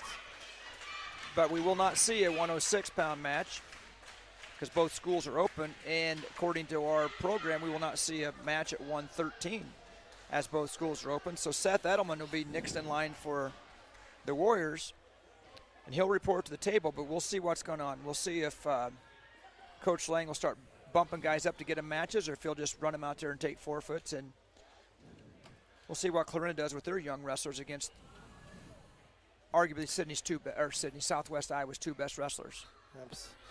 You may see Clarinda bounce and stay off the mat. Try to stay away from those 2. Yeah, as Seth comes out, and it looks like he's going to take a forfeit. 120. Now Gabe is scheduled to have a match against sophomore Ryan Skoripski, but as thought, Clarinda decided to bounce up and stay away from that.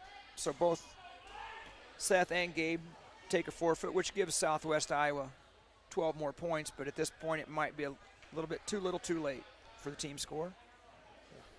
And looks like we will have a match.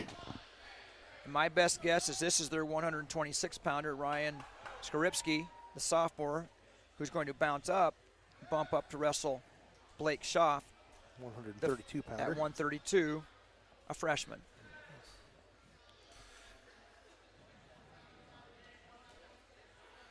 So Clarinda played their cards well on that one and avoided the two top wrestlers from Southwest Iowa. But Schaff here, no slouch. He'll give you your bang for your buck and wrestle hard. He's watched him wrestle in junior high, and now this year as a freshman. Impressive young man. It's a good family, and he's got a headlock. He throws the headlock, can't quite finish it, but had the headlock there. No back points awarded. He's got to hold the ankle. If he can spin and get his 2, not going to happen though. Not yet. On the far mat, it was a 45-15 win. And I think something special happened down there, Coach, but we'll wait till a break in the action. Yeah. We'll talk about what we just saw down at that mat. Be great. Right now, Shaw fighting for position and we're going to call a stalemate call. Both wrestlers in neutral. And Shaw threw a nice headlock there. yes, I like the aggressiveness from the freshman. Before we get started, Riley Radke from Missouri Valley just recorded his 100th win. Big win, and a congrats for the 100th win. We'll see him in just a bit so we can talk more about Riley. Clarinda wrestler in on a deep, deep single. Schaff will fight with a sprawl. And we'll have to give up the 2 points after a nice shot by the wrestler from Clarinda. Skripski gets in for his 2 points. Bischoff back to his feet immediately. Let's go with that head. Nope, didn't quite get out of that. He's still there, but Schaff quick off the bottom to try to get out, and he's thrown back down to the mat. But Schaff quick back to his base. Clarinda wrestler trying to work wrist control. Yep, still. They're well versed on that. You know, they work that in the wrestling room every day. You can tell by watching this group of kids wrestle. And Schaff, period coming to an end. Schaff will end the period with a 2-point deficit. And Schaff wins the toss, defers. And Clarinda wrestler Skrepski will choose the bottom position. Up quickly. Schaff trying to keep a leg tied up. Does a good job of getting him back down to his. That's a fantastic job of getting him back down on the mat. It was kind of a mad scramble there, and Schaff kind of come up on the top side of that one so far.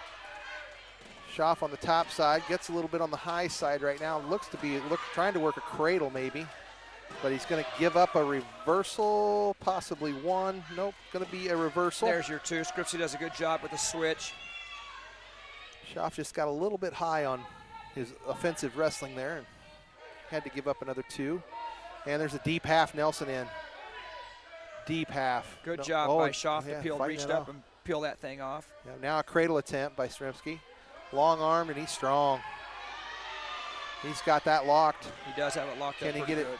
Can Schaff get out of this one? He's got a pretty tight cradle. Schaff does a good job again of fighting that off. Doesn't give up any back points. There was a deep half and a deep cradle that Blake just fought himself out of right there. 2 deep pinning combinations that turned into 0 points due to the effort from Blake Schaff. Oh man, you got to love the kid's effort.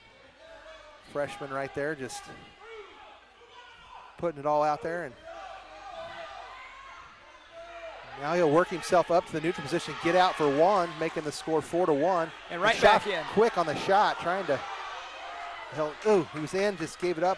Had to give it up, and gives up the 2. Now he's a 6-1 in favor of Skrepski from Clarinda at 132 pounds. Schaff trying to work a crazy headlock from the bottom side. He grabs that arm. Coach, if he grabs that arm, he might have that. At this point, like I was about to say, Coach Langstream would get 1. Yeah, At that point, he was trying for that switch and that headlock where he might have been better served just scrambling out and getting that one lone point. But it wasn't done, and the score stands at 6-1 up there. 6-1. Yep. Going into the 3rd and final period.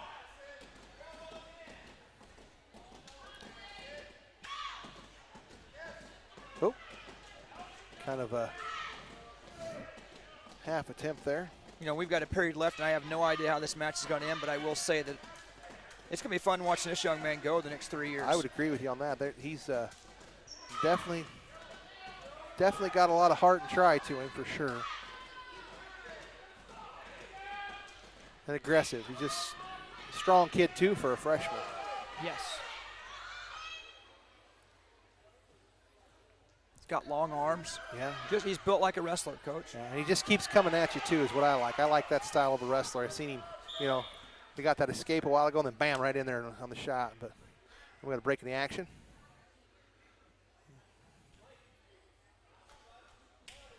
Not sure exactly what a referee didn't like that come from the Clarinda side over there. And there's a headlock attempt again by Schaff. He's almost got that. Just doesn't quite get the arm with it. And he'll have to give up another 2 points and make the score 8-1. Kind of live or die by that headlock, it seems like. Yeah. Again, as we mentioned earlier, it's kind of a all or nothing, and you commit to throw it, and you're either going to get your points or you're pretty much going to give them up. Yep. There's no happy medium, typically. I hope that our viewers at home get an opportunity to see. That was a great shot. Yeah, He just didn't get quite deep enough, but it was quick. It was quick. Defended well by Skorupski there. The sequence right there, though, just had a great view for us up here of how well Clarinda works the wrists and stuff, and I hope they get to see that at home. Hopefully it was close enough of a view that they got to see it, but kudos to Clarinda for being well coached on wrist control and arm bars and controlling those arms. And Schaff once again just trying to get an outside to sweep. do something, yes. Heel pick of some form. Yep. But your only chance here is your headlock again. You're down 8-2. Time running out in the period. And that'll do it. Schaff will lose 8-2, but lots and lots and lots to be proud of there and lots to grow on. That was that was an entertaining 8-2 match, yes, Coach. Very much so. Very much so. And that's a credit to both wrestlers. Oh. Looks like Phil Gardner will report the table for Southwest Iowa.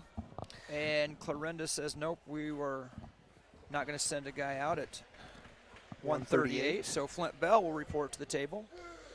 And it doesn't appear like Clarinda's going to send anybody to the table at 145, knowing that the match is in hand. They really don't need those points. And right. That will bring the final score. Coach, sorry, you're going to have to probably take that off and run down.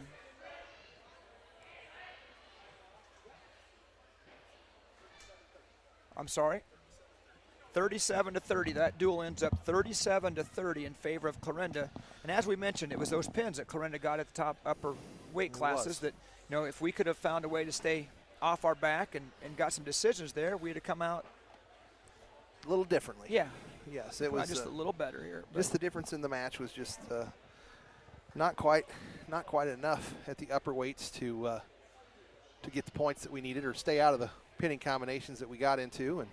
And Clarinda, they knew that. They got their points where they could at the top, and that allowed them to bump away some of our wrestlers, bump away from some of our wrestlers at the bottom, and choose to not give up wins on the mat and still come out with a victory. Yep. We've got a JV match here, it looks like. For Southwest Iowa, that's Isaac Roach, a junior at 138. And Clarinda has a lot of junior varsity wrestlers listed, but the smallest one's 182, so I guarantee this isn't him. No, I would guess it's not a 182-pound wrestler there. But I'm going to go back and think this is Landon Carson, the sophomore, that weighs in at 132 for their varsity, whom they did not put on the mat in the varsity match, Coach. Right. They once again didn't want to face Johnson or Edelman of the Southwest Iowa Warriors, so they. And that's a good move. You know what? We'll get these younger wrestler, get him a JV match, and get a little more experience for both these young men. And Roach will circle at the middle of the mat. In on a shot, the Clarinda wrestler, we believe to be Carson. Carson does have a leg and is able to get his 2 points with that just by having that leg trap there. Back to his feet is Roach, trying to work off a tight waist. Unable to, slam back to the mat, and we're going to get a point here for locking hands on the Clarinda wrestler. He locked hands. Carson locked hands, so Roach will be rewarded a point. Penalty point 1, so making the score 2-1.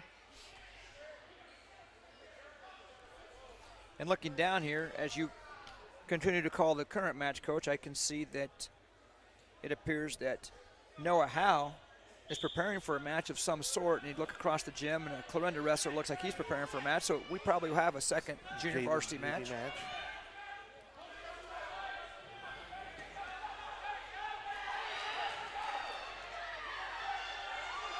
Roach tries for a headlock there. Unsuccessful with that. Clarinda wrestler in the top position. Kind of a, he'll get back points here, possibly. Yeah, they're going to award him 2 back Steve's points. got 2 fingers held up there. Award him 2 on a, not even sure what to call that, Coach. Kind of a. I know what I'll call it, a near fall. Yeah, that's what it was. Don't think we'll try to name it. He was able to scramble into a near fall there. But Roach will go down to start the action. Trailing 4-1.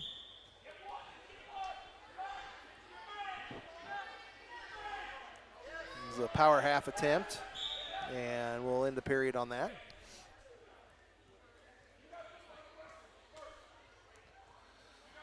Green is the toss, and he chooses down the bottom position. So Roach will take the top position for the first time in this match.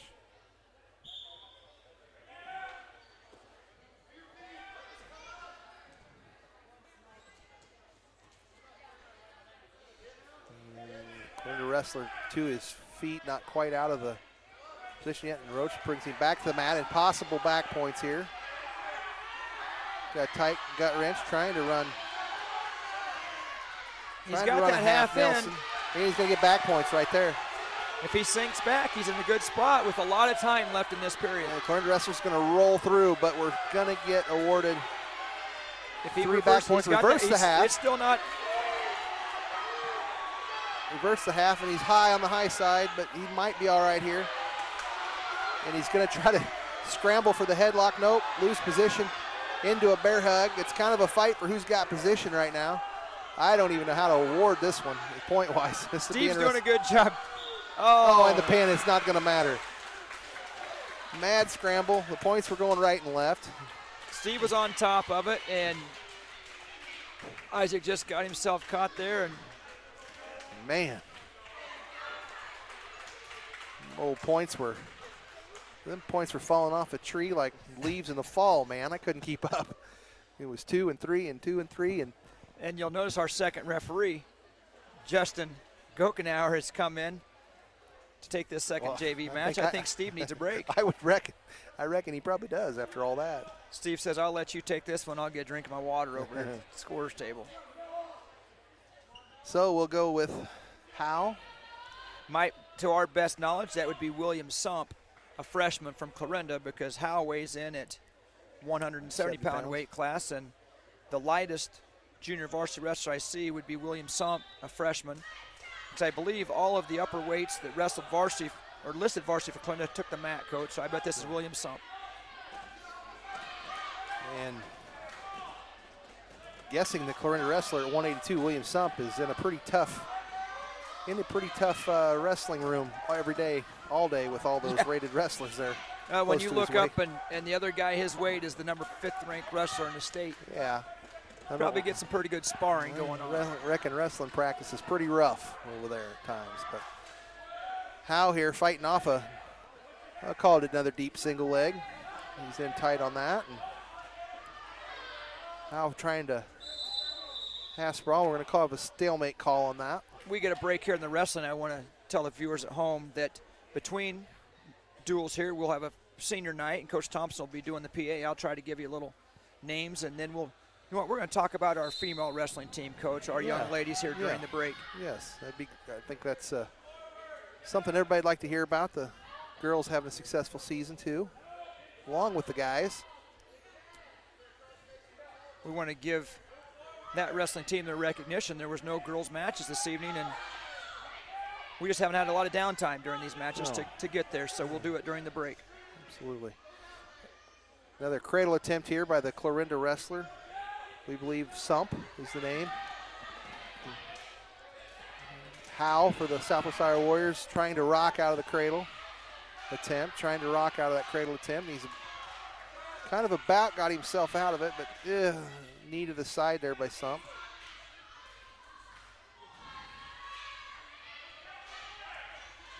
And that's a tight cradle right there. I mean, that's as tight as it gets.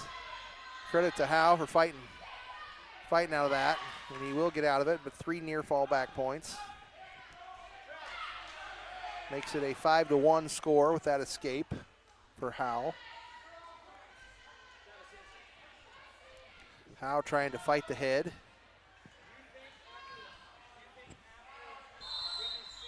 And official says that's the end of the period.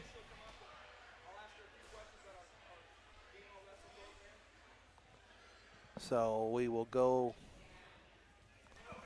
Clarinda's position, wins the toss, chooses the bottom position. So Howe will take the top position, trailing 5-1. Second period, JV action. Coach, we get that senior recognition done, and I'm going to have Maddie Hensley, one of our female wrestlers, come up. And the best way to talk about our program is to have one of the wrestlers talk to us for herself. Absolutely. Be good to hear from Maddie.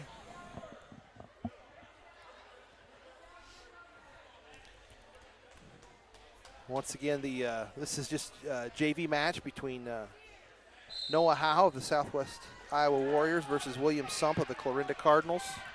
Varsity action a little earlier. Saw the Southwest Iowa Warriors come up just a little short, 36-30 in the team aspect. Team points. Howe in the top position trying to run a half. Now is into the butcher move and a cradle attempt, possibly an inside cradle. And Sump has worked himself to his feet and grabbed a hold of a leg. Well, right now, no points given yet, but Sump's going to receive 2 for a reversal after the scramble. Sorry, Coach, I kind of left you on your own here. Good. I'm trying to line up that. Maddie Hensley interview. Yes. So Power half attempt here by Sump. It doesn't work, so he goes to the cross face and grabs the inside arm, trying to cradle attempt again. He likes that far side cradle. And gives that up, and he's got the butcher. Tight there.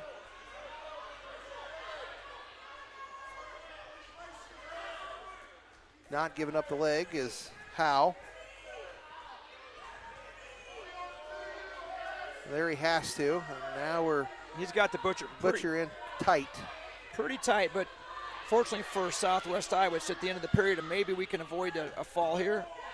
Howe fighting off of his back, not wanting to give it up there. Up, and then there's the pin. Oh, he called that pin. Gave him the pin right at the end of the period.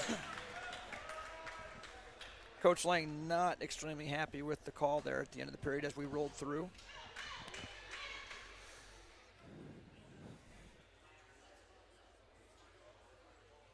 Okay, this is interesting. They're going to call the pin off. They're saying the period was over, so they're going to go into the third period. Coach, correct? I'll tell you what I think happened is Coach Bevins from Clarinda stood up and said, hey, let's just let them wrestle that third period because these young kids need the mat time. And I think he stood up and said, hey, that was close enough to be at the end of the period. We're going ahead and not take the fall. Right. So that's makes sense. So both wrestlers get another period.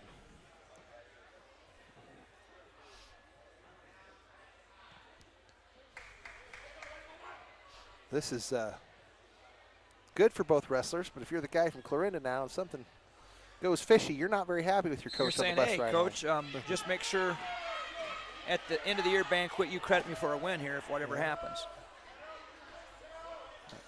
Howe with a crossface, but got a little high. He's got the backside ankle, which is keeping him in his position. He needs to pull his arm out and try to do something with that arm. I'm not sure. He's got like an under the chin hook there. Try to trip forward, bringing it back to the mat.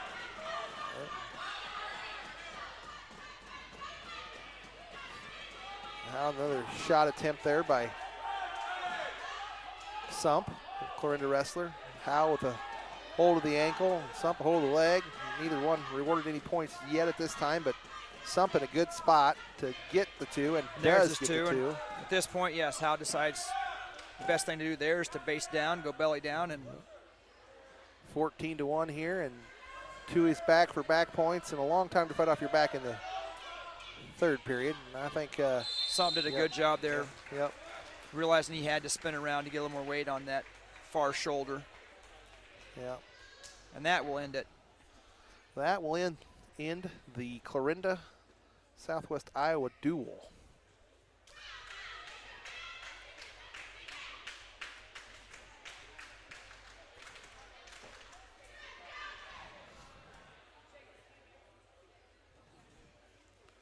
Well, and as they go through and shake hands again, kind of a prelude here to what's going to happen is it is senior night, and there are 6 wrestlers / managers that will be introduced. Coach Thompson's going to probably take off his headset and be the PA announcer here in the gym. And as he reads through these seniors, introduces these young athletes and managers and their parents, I will try to just match a name for you as they come across. And then as soon as that's finished, it won't be long, and we'll get Maddie Hensley up here. And we'll visit about our Southwest Iowa girls wrestling team.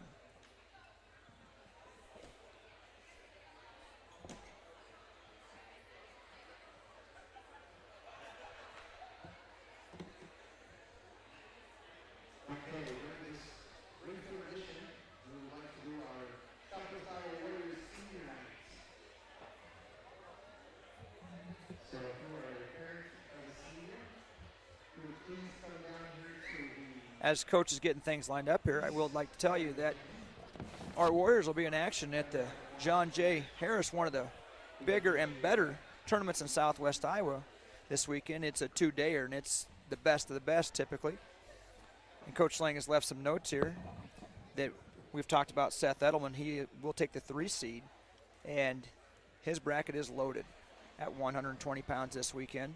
And Gabe Johnson will be either the 5th or 6th seed as we head over to the John Jay on Friday afternoon. Some notes. Our gentlemen are 10-5 as a team entering tonight, not taking tonight's duels into account, but I believe that would obviously be 11-6 as we sit right now.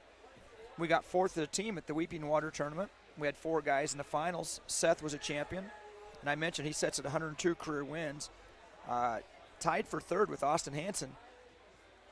Kyle Kesterson holds the Southwest Iowa Warrior record with 120 wins. The Sydney record alone is Keith Simmons at 156 wins. Gabe Johnson has a career record of 84-32, and he sits 9th in the Warrior program. And Sam Daly, as we've mentioned, is a senior and sets at 79-59. Now all these are entering into this evening, and Sam sets 10th place for the Southwest Iowa Warrior wrestling program. We'll talk about our young ladies here when Maddie gets up here, but I've got a few records and some information surrounding our girls wrestling program.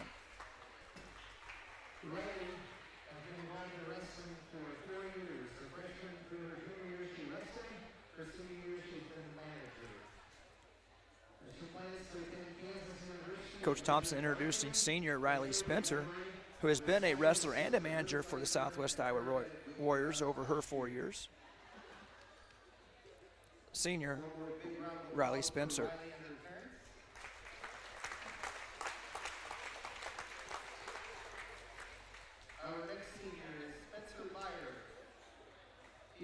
Now being introduced is senior Spencer Byer.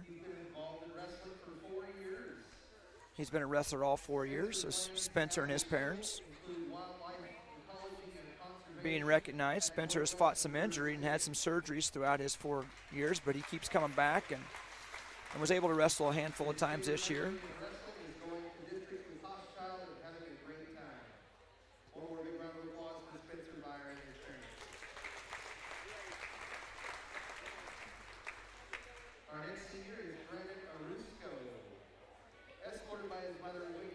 Been introduced as Brandon Roscoe. Brandon's a 4-year wrestler.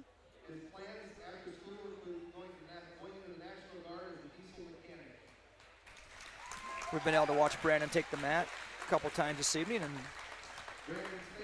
we will get to watch him one more time if things play out like the program reads.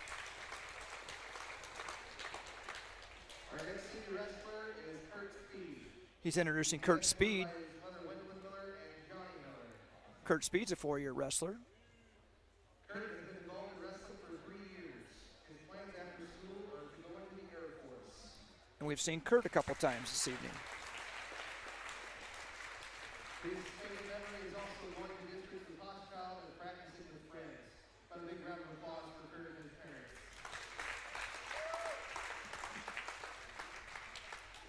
Our next senior wrestler is Sam Daly, escorted by Mike Daly. Sam Daly, whom we've talked about quite a bit this evening. Sam has been a district qualifier, 4-year wrestler. Sam's plans after school are to go to the Pratt Community College and start a degree in ag education. His favorite memory is going to the Winterset tournament when he was slightly overweight. When Dawson was overweight, excuse me, somebody else was overweight, not you. Another big round of applause for Sam Daly.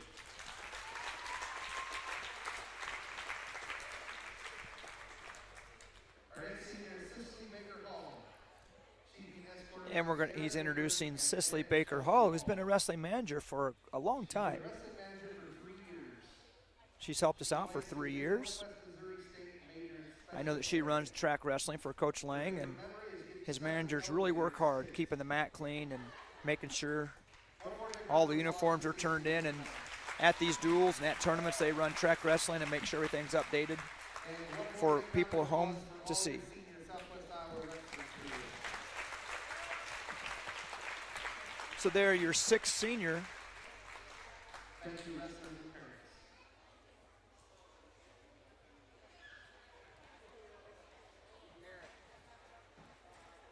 How you doing, buddy? Good. Looks like I got Maddie on her way over here, Coach. Be careful that guy behind you. We'll try to get a time frame on when this next duel is going to start. And I see Maddie Hensley making her way up here. I'll give you.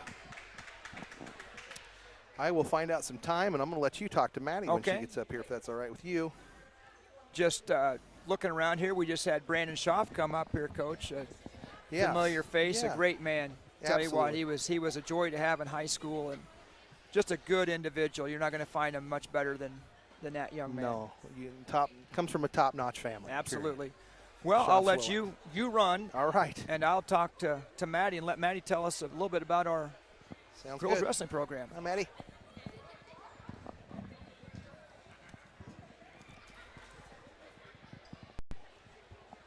Maddie, can you hear me? Yep. Good. Hey, thank you for joining us. I know you weren't prepared for this. You're sitting at the table working hard, and I kind of waved at your dad and said, hey, bring her over here, please. Maddie, I won't put you on the spot very much, but Maddie's one of our female wrestlers because now we have a Southwest Iowa girls wrestling team, and this year it's sanctioned for the first time in the state of Iowa, correct? Yep. Yeah, and we get you, and you ladies get your own state tournament, and you had one last year, but they've changed it this year. Can you tell us the qualification and how that's going to work? This year you have to go through regionals, and last year you just automatically got to go. Yeah, so they're making it a little more equitable instead of saying, hey, all the young ladies just report and sign up. Now we're earning our way, which is something you probably wanted to do, correct? Yes, it makes it a lot more, like you get more competitive people. Absolutely. And we watched you wrestle in junior high, and we were just getting our female program started not only in the state of Iowa, but just here at that time, Sydney for junior high in Southwest Iowa here. How have you seen the numbers grow, and have you seen anything different between when you first started 2 or 3 years ago and to where we are now as a program, not just you specifically, but maybe how the program's growing? In junior high, there was 3 girls, and then we have gained a lot of girls, but this year a lot of girls got injured. We had like 10 girls at the beginning of the season, and we are finishing the season out with 5. So we have 5 still wrestling, and Coach has mentioned that there's been quite a few times throughout the season. We've had 3 that pretty much taken the mat year-round throughout the season. That would be Clara Sapienza, right, and Emily Kesterson. Yep. And yourself. And little notes here, Clara is sitting at 31-7, and she was a champion Monday and runner-up Saturday when at the girls' meet, and has a 48-18 record. And Emily's 23-11, was a runner-up on Monday and in 4th place on Saturday. And you've been battling some injuries yourself. I've been able to talk to the coaches and see you've had a kind of a roughed-up shoulder a little bit, correct? Yeah, I got a severely sprained strained neck, and I messed up my shoulder along to go with it. But even with that injury, you were runner-up this past Saturday, weren't you? Yes, I was. Yeah, congratulations. And Thank you. I think that it sounded like maybe you were in position this past Monday to make a little noise, but it was decided between the coaches that maybe we're going to take a little time and let that shoulder and neck heal, because it won't be long. And when do we got? Just a couple weeks, and the girls' super regionals, right? Yep, January 27th. January 27th, super regionals, and it's at in Sioux City. The top 4 advance to the state tournament. Yep, sure is. So we've got 5 girls wrestling right now, and is it? And I'm sure it's nice that you started out with 3, and each year you show up, and there's more and more young ladies joining the program. Yeah, it really is nice to see the program grow. We don't have very many people that are around here, so we have to travel quite a ways. Our first tournament was 3 hours away. And right now, within the state girls program, there's no classifications. So Southwest Iowa sits here with Sydney and Tabor, and you go to tournaments and you're wrestling young ladies from potentially Lewis Central, South Sioux City, all those schools, Sioux City, Heelan, things of that nature. So I believe, if I heard right, there's a little rumor that maybe we'll start classifying this thing next year, maybe? I've also heard that rumor that next year there should be classes. Yeah, they'll class it. So it's just a growing process, right? And we started last year. Now this year they have your own state tournament, your own regional qualifying meet, and then we start classifying as we get more and more young ladies out for this sport. And, before you graduate, you're going to see a lot of changes from when you first started to when that time will come. Yes, very great for the program. I'm very excited to see it keep getting better, even after I graduate. And I noticed we did not introduce a senior lady wrestler this evening. Nope, our oldest are juniors. Our juniors, so that means hopefully all those young ladies will wrestle again next year, and we're able to recruit a few more. And I know he had 3 more on the hook that moved away. We had them, and Coach Lang had groomed them, and they were pretty good wrestlers, and they all moved. But, we'll recruit more, and you'll recruit more, and these young ladies will see and watch you wrestle, and you'll inspire more and more girls to come out for this sport. Yep. Thanks a lot, Maddie. I appreciate your time. Yep. Thanks, Manny. Such a great girl. Such a class act. Yeah, I knew she would do a good job, and she's the face I knew set the table over there, Coach. So, yeah. Well, here we go. Final duel this evening. We've got Southwest Iowa and Missouri Valley. And we're starting off with a big one, a bang right off the get-go, Coach. Kurt Speed, the senior, at 160 pounds. Taking on the 11th ranked wrestler in Class 1A. Ben Hansen. Ben Hansen of the junior. Missouri Valley, the junior. Kurt's had his first match was a win. His second match was a tough one. Lost that one to another rated wrestler, I believe it was, from Clarinda. And now he's got his hands full again here with 11th ranked wrestler Ben Hansen in Class 1A. And this Missouri Valley team's pretty good, Coach. Yes. I knew that Coach Lang coming in this evening thought this would be the toughest of the 3 duels that we'll wrestle. They have a really good program, as well as Clarinda has too, and Tri-Center's had in the past. They're just battling some number issues. And Hansen out to a quick 2-1 lead, and making that 2 points there, so he'll be up to a 4-1 lead. Did a nice job of dragging his toes right inside the mat, knowing where he was, and he needed to get the toes in on the takedown, and did so. Great wrestling there by Hansen. He'll get another quick takedown. After the looks like he's going to cut Speed again. Likes to be on his feet. Yep. Be a 3-6 score right now. And Hansen in on another shot. Oh, right to a cradle. That was pretty wicked right there. He may not let him up this one. He's got a nice spinning combination, deep cradle. Tough spot for the senior Speed to be in. Be a 3 near fall, making the score 11-3 in favor of the 11th ranked wrestler in Class 1A, Ben Hansen of Missouri Valley.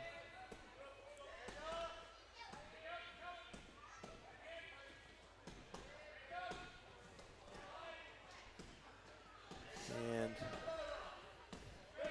Hansen kind of flexing his muscles here as he is a good wrestler. And they're out of bounds. We'll go back to the middle of the circle and get a fresh start. 160 pounds, it's kind of the stud level, you know. You get that 160, 170, 180, even up to the 220s, man. They're usually the kind of the studs of the They're your linebackers on your Yeah, football team, yeah, Coach. Yeah. I wouldn't know because, one, I was never that weight, and I never was a stud. And I'm about 160 now, and I'm a long way from a stud. So we'll call these guys studs. And these are the guys you better eat your Wheaties for if you're going to wrestle with them in the mornings. Yeah. And that'll end the period. Hanson with an 11-3 lead for the. Hanson did a good job of scoring a lot of points in that period. Did that 2 points that he got at the end of the mat where his feet were just in. That was good wrestling. Good knowing where you're at. Just quality wrestling. And he'll spin around for a quick 2 there. Taking it to Got the cradle hook. Well, nope, he didn't. I thought maybe he had the cradle, but he was on the wrong side of the head. 13-3 lead.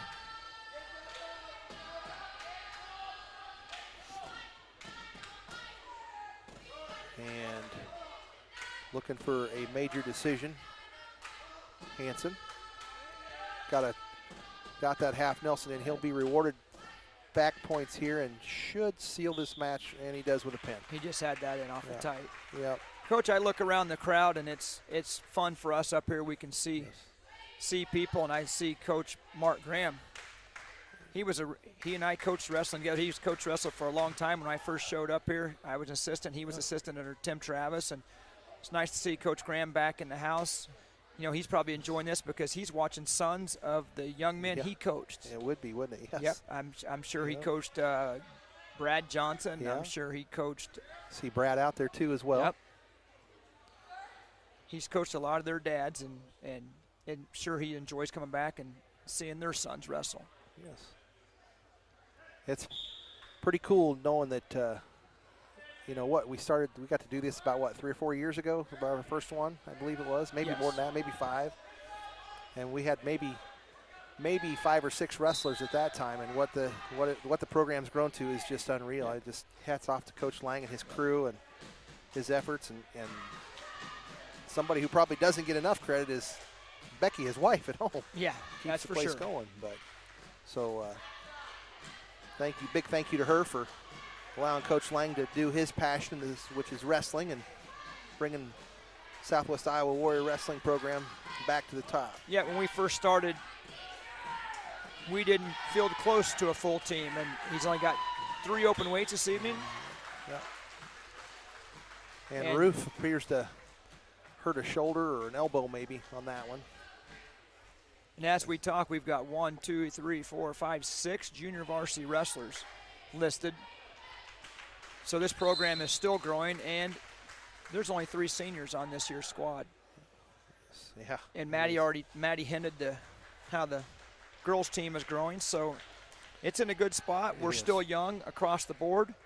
Got a couple guys, 3 that are district caliber, state caliber wrestlers with Edelman and Johnson and Daly, who've all been there in some aspect, right? And they're taking charge of the wrestling room, and Coach is recruiting well. Absolutely.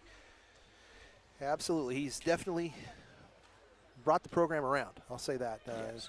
Had some big shoes to fill with great Coach Roger Eitzman over the years. I mean, yes. How could we go broadcast or absolutely live stream without mentioning that name in wrestling? Yep. And then you threw Travis in there. Timmy Travis was just another wonderful wrestling coach. And actually, do you know it's the 30-year reunion of what? Of the state the class that the state would be when they were with, what do they call that? The Southwest Raiders.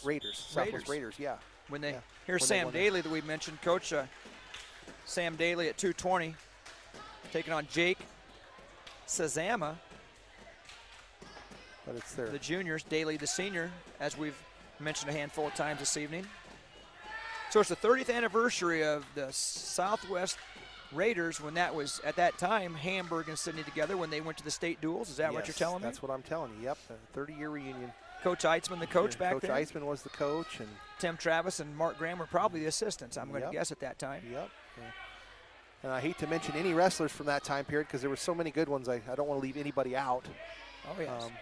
But a few of them are in the stands tonight, and their sons are wrestling. Yes, that's cool.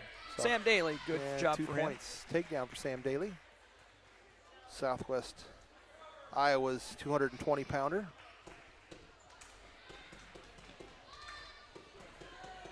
Sam working the arm bar.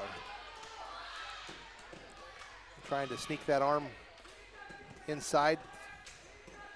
There he got it. Got it.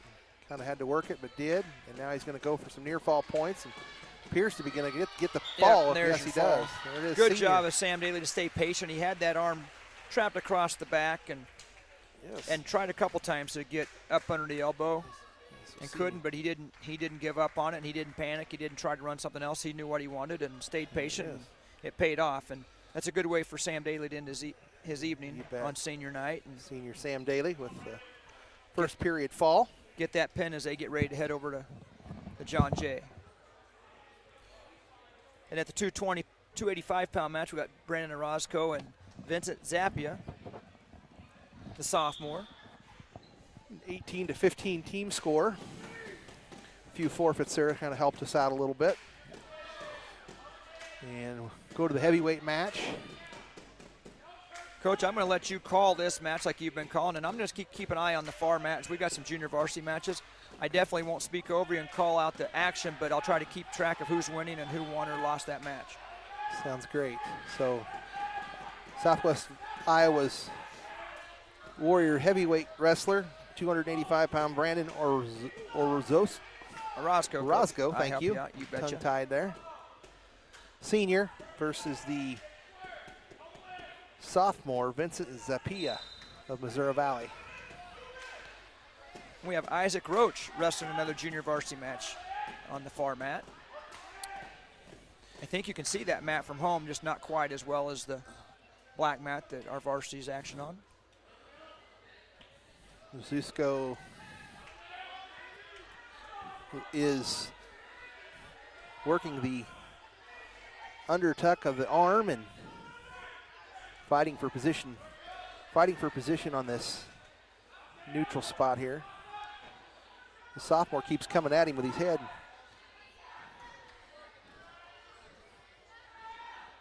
Brandon kind of seems to be looking for the right fit for him. Nothing really flashy at this point in time. Both wrestlers kind of in the middle, just head wrestling.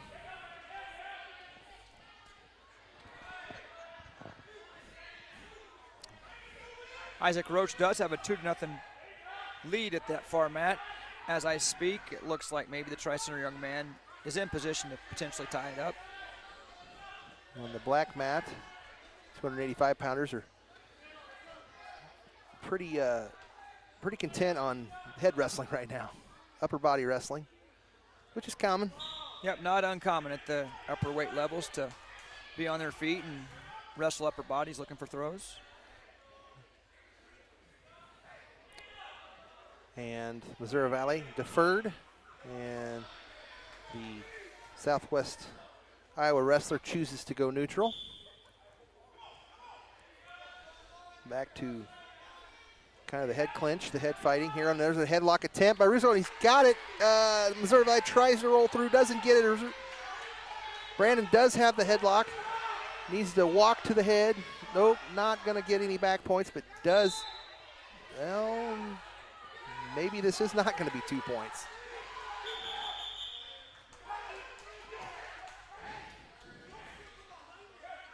Let's see how he awarded this here. He had to give points somewhere, He did. Coach. I think we had 2 for a takedown for Green and 1 escape. Because he awarded 1 escape Yes. for Missouri Valley, so he had to give us a takedown there somewhere. So the headlock did count for a 2-point takedown. Did not get any back points. And then the escape by the Missouri Valley wrestler makes it a 2-1 score. And on the far mat, Roach is behind, trailing 4-3, entering the second period in his junior varsity match. Let's go with a front headlock attempt there.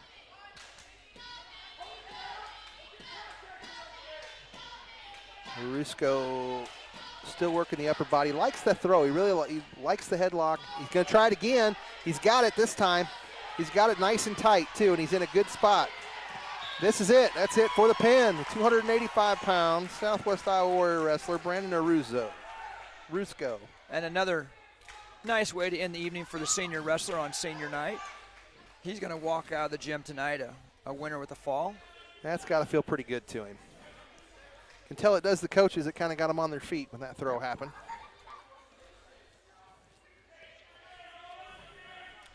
And this could get interesting here pretty quick, Coach. It looks like it's going to be a forfeit at 106 pounds for the Southwest Iowa Warriors. And Tobin I'm going to monster this one up. Lazaster. That's better you than me. I probably did the first time around. Seth Edelman's going to report to the table. At 113. Are we going to get to see it or not? Seth Edelman will report. And we're waiting to see if the number 1 wrestler in Class 1A, Eli Becerra, will enter the mat and wrestle, and he is. We're going to see it. This is the match we wanted to see all night long. This is the one we kind of Seth previewed. Seth Edelman. State qualifier last year, Coach. And unfortunately, Seth got the state tournament, and doggone it, of all the times to get sick. Not that there's ever a good time, but maybe the worst time would be at the state wrestling tournament, and that's what happened. And it just didn't give him much of a chance to be successful because he was so sick. But so Seth's a great wrestler in his own right. He's taking on a defending state champion. I'll let you take it over. So this is going to be a good one, folks. If you're not sitting down, you might not want to. You're only going to use part of your seat on this one, I'm sure. It's going to be electrifying. 2 great wrestlers on their feet. Seth, a junior. And so is Becerra, Coach. So is Becerra, the senior, is a junior also, the defending state champion at Class 1A. 113. Quick update. Roach was trailing 8-5 and lost by fall down in the junior varsity match. Oop, got an eye poke maybe, possibly. Yep, possibly an eye poke. Just kind of a little bit of a, just an eye poke there. So a little bit going into this match to just kind of build it up a little bit more. Becerra, excuse me, 1A, number 1 ranked wrestler, got beat last week. He did at 120 at this weight class. At 120, yes. So he's up a weight class from what he normally wrestles at 113. So we'll see if that loss has affected him or if he's going to be able to kind of keep his composure and move forward after that loss against finally a quality, high quality wrestler in Seth Edelman. Right now, both wrestlers are just fighting and looking for the right shot. Little head slap going on. Becerra with a shot, but not quite there. Edelman with a kind of a front headlock look, trying to see if there's something there with that. Becerra's got a lot of length. He's a lanky wrestler. He's a lanky wrestler.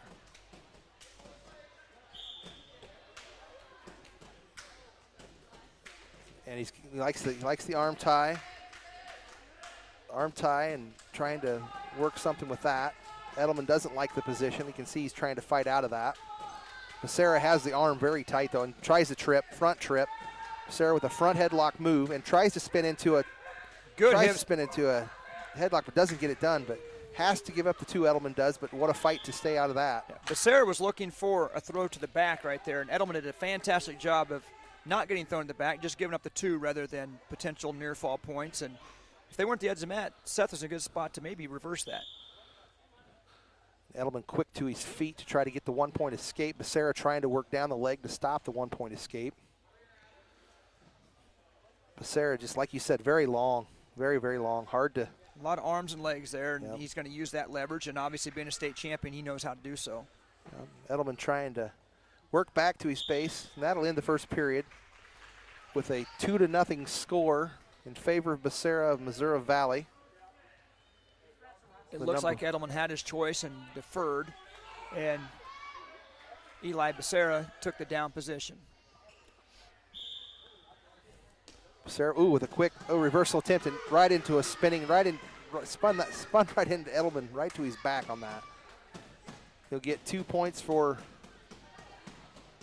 reversal. And I think he awarded 2 near fall on top of that. Coach, I'll see if they throw that on the board at 6-0. Again, though, Seth did a great job of not letting that be disastrous. You don't want to give up near fall points, but there he goes. Edelman into a cradle. Pop his head out there, and he's going to score on his own. 2 points there, possibly. Good job by Seth. Again, staying patient. He at least got the 1. He's got the 1 point, so it's 1-6 at this time. a good job of Seth staying patient. Yep. You know, you're wrestling the defending state champ. You get in a position like that, you may tend to get excited and put yourself in danger, and he didn't. He knew what he was looking for, and it wasn't quite there, so he just took his one and run with it. So we're watching two state qualifier wrestlers here, one a state champion at 120 pounds right here.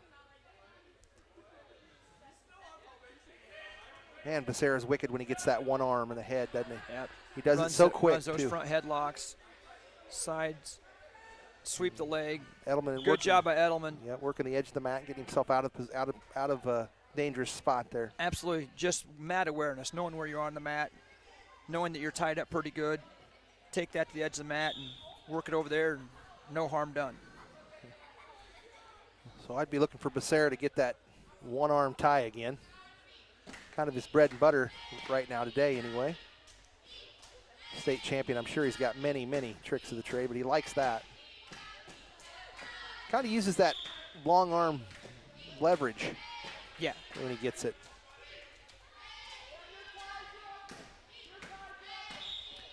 So we are at 6-1 as a score. Edelman with a deficit to try to catch up here against the state champ. I like the fact Seth's staying aggressive.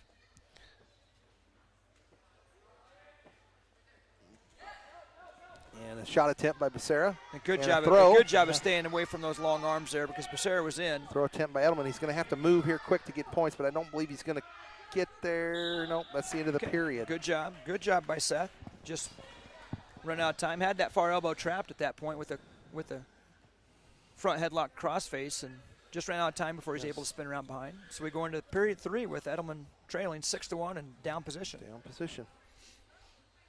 Becerra will cover. Edelman with a quick inside switch move, and Becerra in deep on a leg.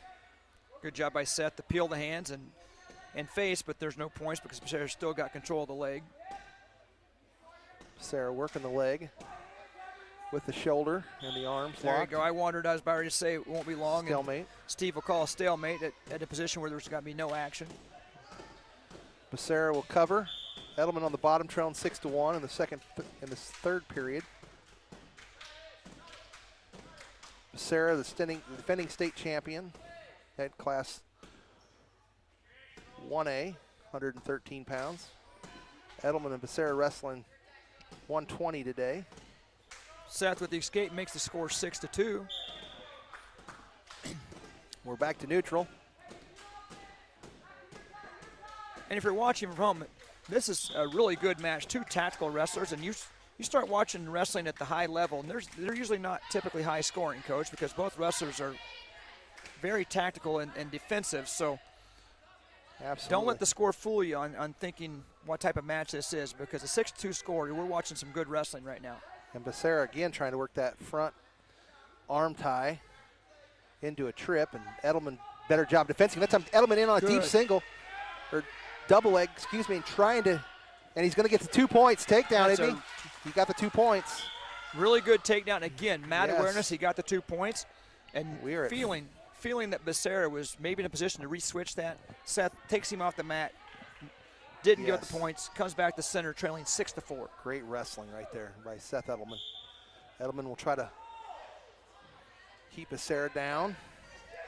Needs to bring his hips around, needs to crab right down, bring his hips. There you go. Trying for tilt points, did not get any though. But Coach, I say about 1:20 left in the match. About 1:20 left in the match. Edelman on the top, down 6-4, with an arm bar in against the state champ of Missouri Valley. #1 rated wrestler in the state. Edelman working the arm bar. Edelman trying to work something. He's running out of time though here. Period's about to end. 5 seconds left. Edelman going for back points, but can't quite get Becerra to turn. And he's going to lose a tough one, 4-6. But what effort by the junior Seth Edelman. That's the type of match we thought we'd see.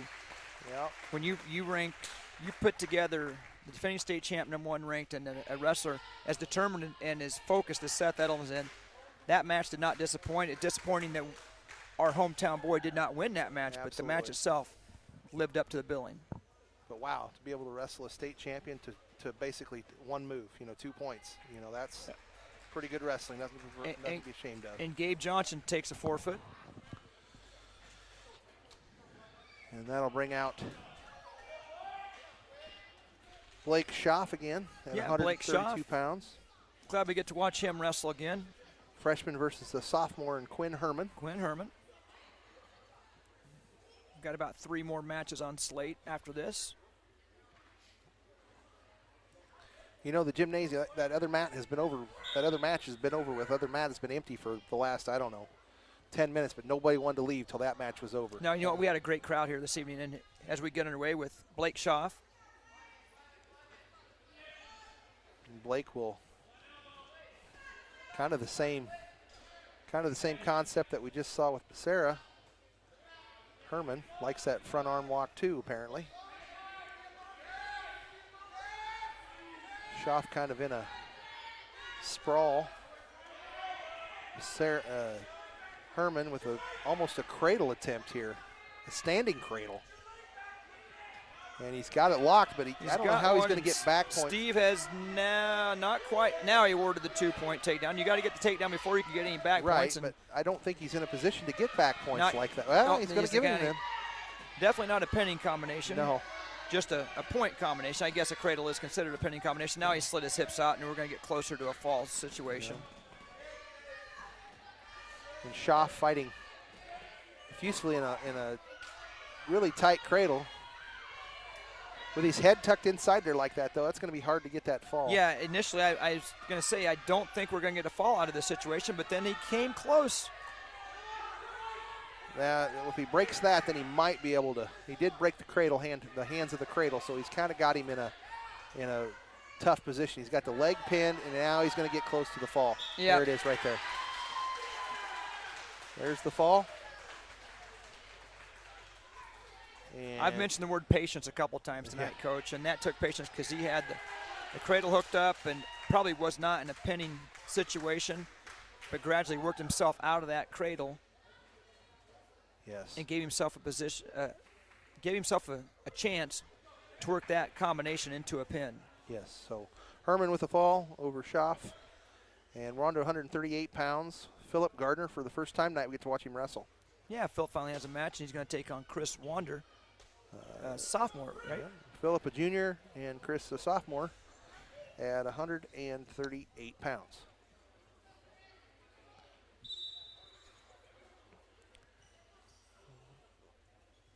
Philip, a Sydney student. New to us last year, Last Coach? year, yeah, I believe. Or maybe last at the year. end of the year before. Yeah. He's been here for a little bit. Couple years anyway. Gets involved. He plays football and ran track for us last year, and I know he played football for you again this year, and he's been out for wrestling both years. So it's always nice when you get student athletes that move in and they just jump in and participate all the way around the board. Yep. He's got the nickname Skittles. He does have the nickname Skittles. Showed up at football camp with a pair of Skittles shorts on, and we just stuck. Called him Skittles. But great kid to be around, fun kid to be around. Not a shabby little wrestler either.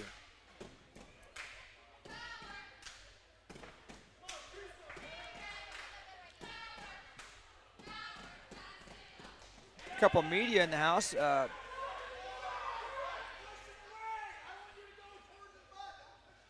See, the Nebraska City News Press was here. Yeah, yep. Shandong Valley News. Yes. Brian's here. Brian's in the house. I encourage anyone out there listening to, anytime you see one of those guys at a game somewhere, just tell them thanks for the coverage. Yes, absolutely.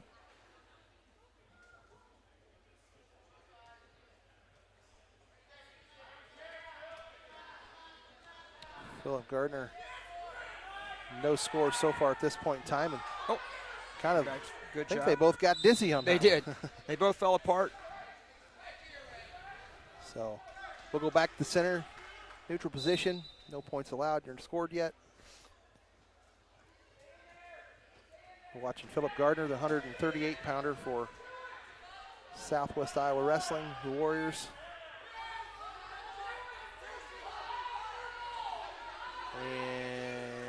points awarded yet until now. Right at the end. Right at the whistle. Yeah, that's going to drive Coach Lang nuts. I see him point to his head there and say, hey, be careful. You'd hate to give up those points right at the end of the period. Those are the frustrating for coaches, and Phil's not happy about it either. What I did like though is the referee looked at the other referee and said, you know, but what do you do there? I mean, it's that close, it could go either way.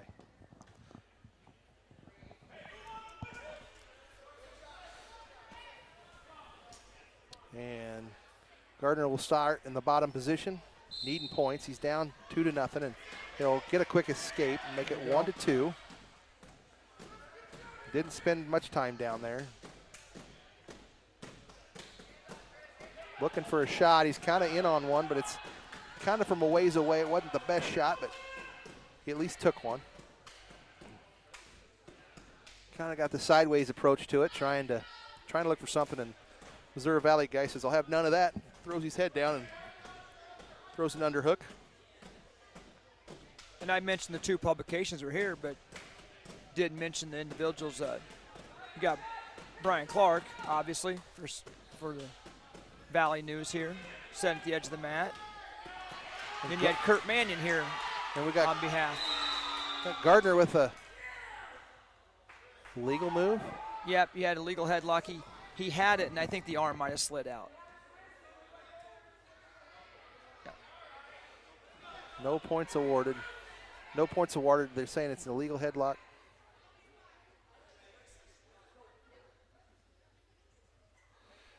And a discussion with an official, with a referee. Coach Lang feels that his wrestler is going to go to bat for his wrestler. His wrestler just said, hey, Coach, I had the wrist on that. That was legal as could be. And it's hard to tell when it happens that quick, you know. I mean, but Coach Lang respectively talks to the referee and gets his opinion on it, and he gives his, and he'll explain. In the conversation, he did end up giving the other wrestler 1 point for an illegal headlock. So it's a 3-1 score. 3-1 score.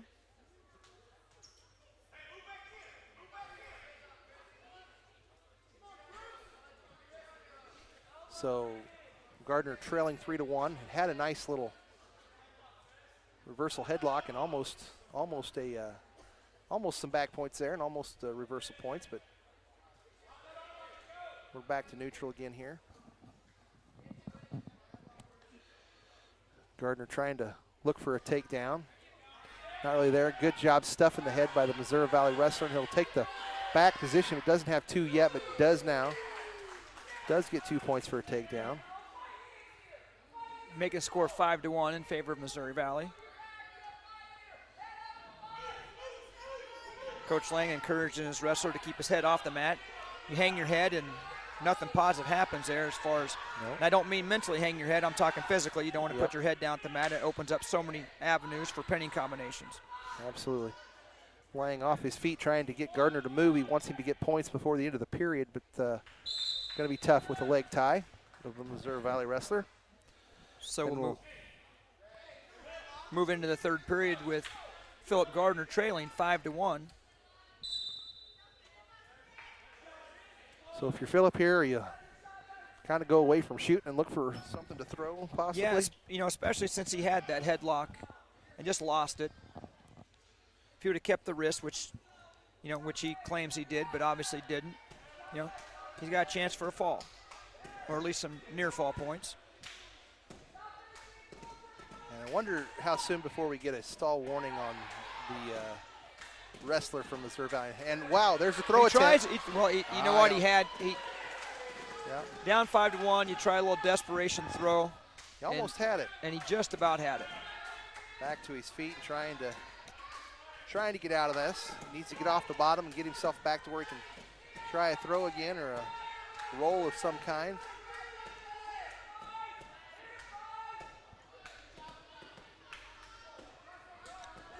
You like to see the effort that Philip Gardner's put out here and trying to throw that throw.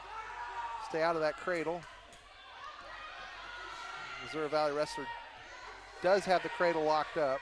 See if he can use it. Phil's got to try to get long here. He's got that far leg posted. And that leg gets trapped, and now the cradle's locked in, and we may have a fall. And we do. And there is the fall by the Missouri Valley wrestler.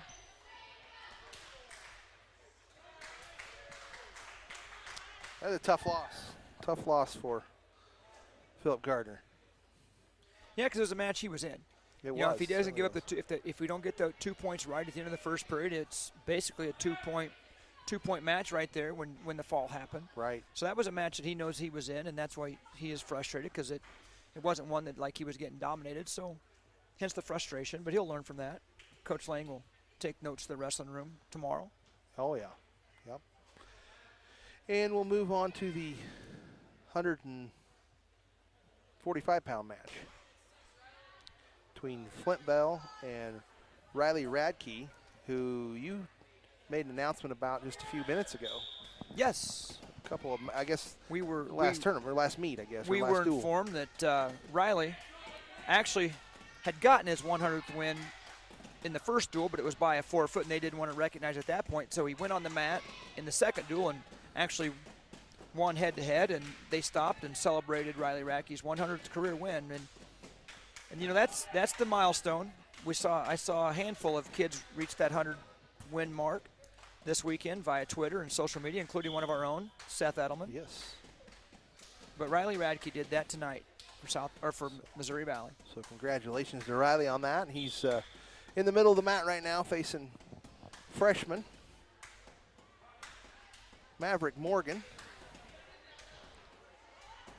And Riley's got him in some kind of a leg twist here, what we'll call it. Getting tilt back points, trying to work tilt back points. Kind of close to the eyes there. Yeah.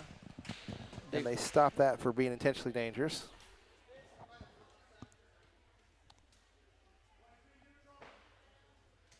So Radke go ahead and automatically lets Morgan up and starts from the neutral position, so Morgan does get another point. Riley making tight butcher there. Now he'll reverse into a reverse headlock there. And he's got a tight squeeze there. It's going to be tough for Morgan to fight this.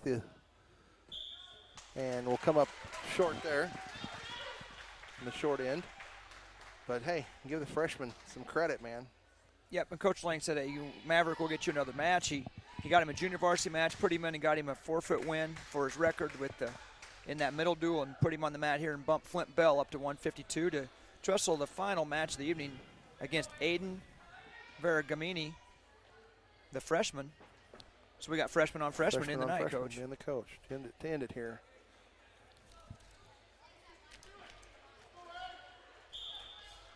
And Coach Thompson, what do you think? I'll let you call this one here as we get going in this. I don't appear to see any wrestlers warming up for a junior varsity match. We'll tell you the final score, and then what do you think? Should we try to get Coach Lang up here, and I'll let you talk to him? I interviewed Maddie. I'll let you interview Coach Lang if you want, and I'll go chase him down.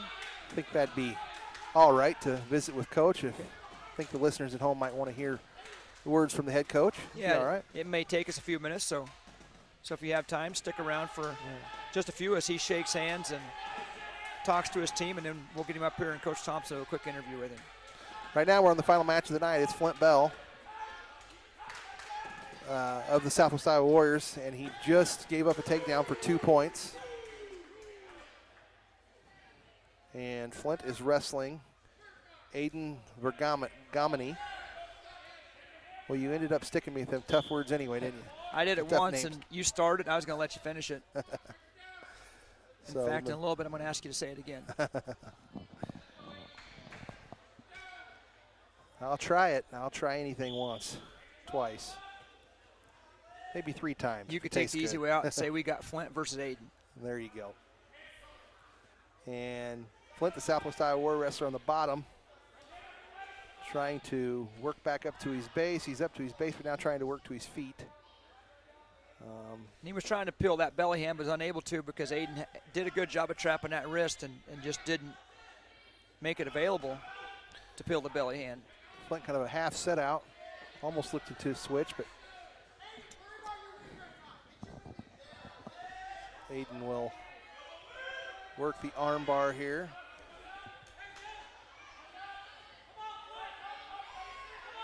And Flint will fight up out of that and get 2 for a reversal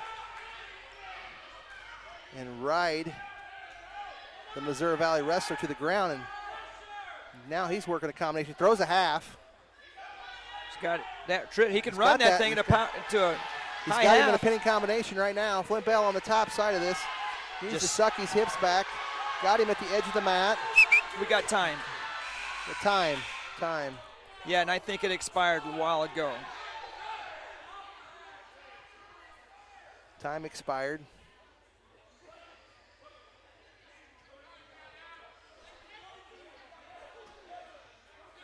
And there's an argument over. Had a spectator come onto the mat to try to stop it because they hadn't got there yet to close it up. Got it, and the spectator's arguing whether it should be 2 or 3 point back points because of the time. And Coach Jensen doing a good job there yes. of communicating with the referees and the parents involved, or the fans. I shouldn't say parents, but the fans involved there. And Steve's doing a good job of approaching the table and talking to the table to find out how long it went. So we're going to award 2 to, I don't know, this is kind of confusing as to what they're going to award here. It's still under discussion, it sounds like to me. I'd never seen that before. That's the first time I'd seen that one. But now Coach Lang's got a couple questions, I'm sure, to figure out what's going on here and what the score's going to be. It's kind of a mixture of things there. I mean, the score table's got to get there. That's the thing. They got to get there. Got to let the referee know that the period's over. And again, we're kind of at a disadvantage looking at the score, so I'm not sure I can run down this time, Coach, if you want me to, and take a look. Appears to be 4-2 right now. 4-2. What the scoreboard shows. Now, whether that's right or not, I don't know. In favor of Flint Bell? Flint Bell. So we got, to me, it would be 2 points for the reversal and 2 points for the near fall. Yes. So he's up 4-2 on the bottom in the second period. Little chaos. What a way to end a great night, right? So Flint Bell will feel that bell hand. There he did. Out. There you go. Escape. That'll make it a 5-2 score.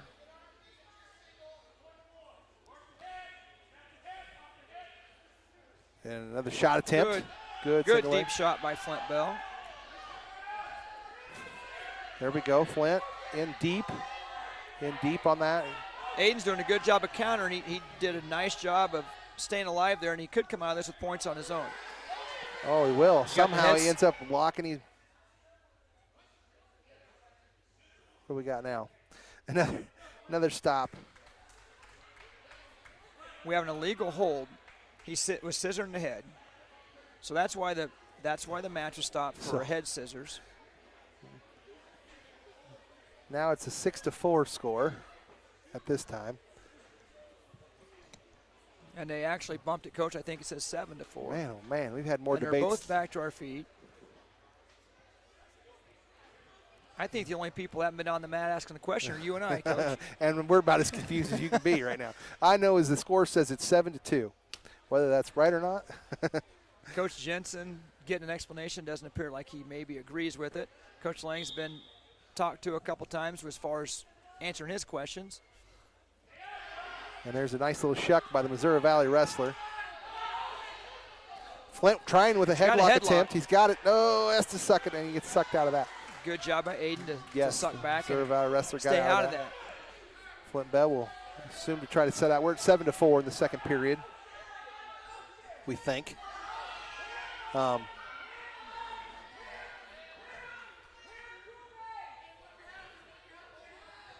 We are Flint Bell on the bottom.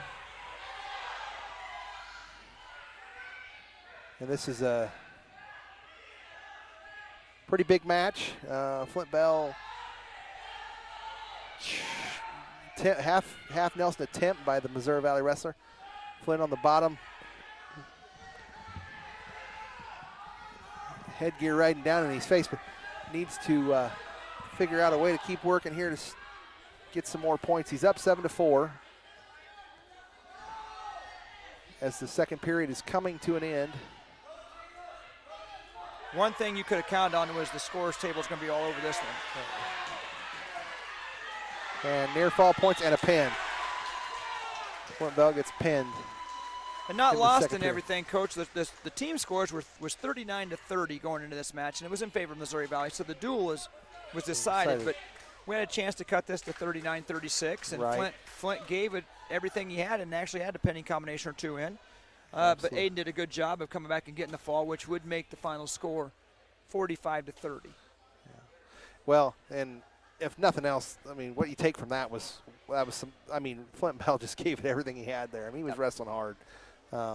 Once again, freshman, and got a bright future ahead of him. He really does, as well as many other wrestlers that we saw tonight, Coach. Yeah. I mean, it's really a young squad. I mean, Yeah. you saw a couple seniors in the upper weight divisions, Yep. but As we mentioned, there's three listed on the roster, and no females, no seniors on the girls wrestling team. So Coach Lang and Rasmussen and Hensley, they've got a young squad, and they'll build off tonight. And you know what? We had a good night. We had 3 duels. Southwest Iowa went 1 and 2.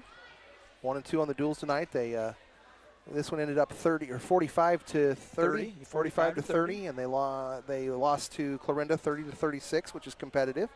We got to recognize our seniors. And we got a win versus Tri-Center 59 to 15. There you go. And we got to see the future of Southwest Iowa wrestling with the little guys and gals in the middle. And I'll chase down Coach Lang if you don't mind.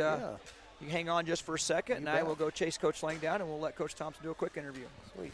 So Coach Sears will see if he can hunt down the head wrestling coach for the Southwest Iowa Warriors, and we'll get a little interview with him. And once again, thanks for joining us tonight. We hope that you got a few things off of it and got to see some good wrestling like we did tonight. And we'll be back in a few minutes to talk with head wrestling coach Aaron Lang. So stay tuned. It won't be very long, maybe 2-3 minutes here. Thank you.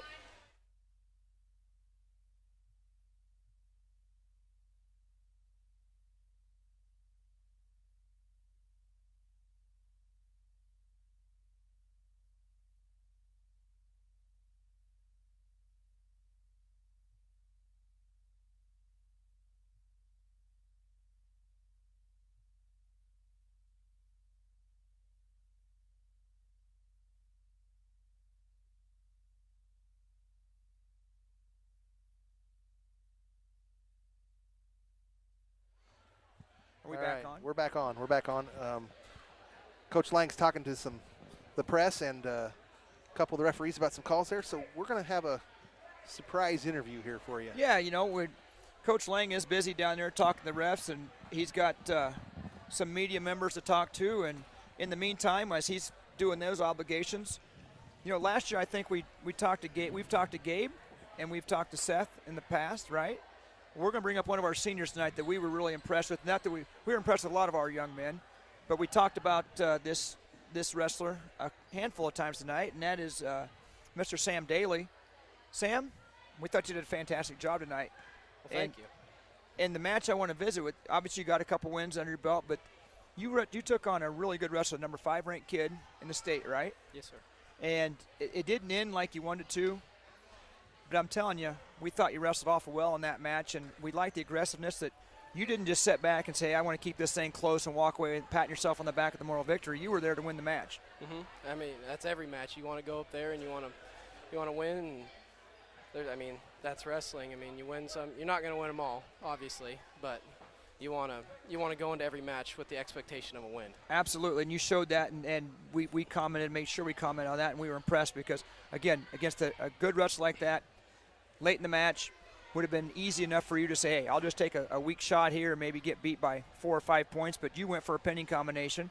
Now, facing a good wrestler like that, you took a chance, and it didn't work out, but we thought you wrestled your tail off. Can you tell us, we saw you're number 10 all time, Southwest Iowa Warriors in the wins. That's a pretty good accomplishment. You aware of that? News to me. Is that news to you? Yes. Going into tonight, you were setting number 10 for number of wins, Southwest Iowa Warriors. And wrestling is something that, when did you start wrestling?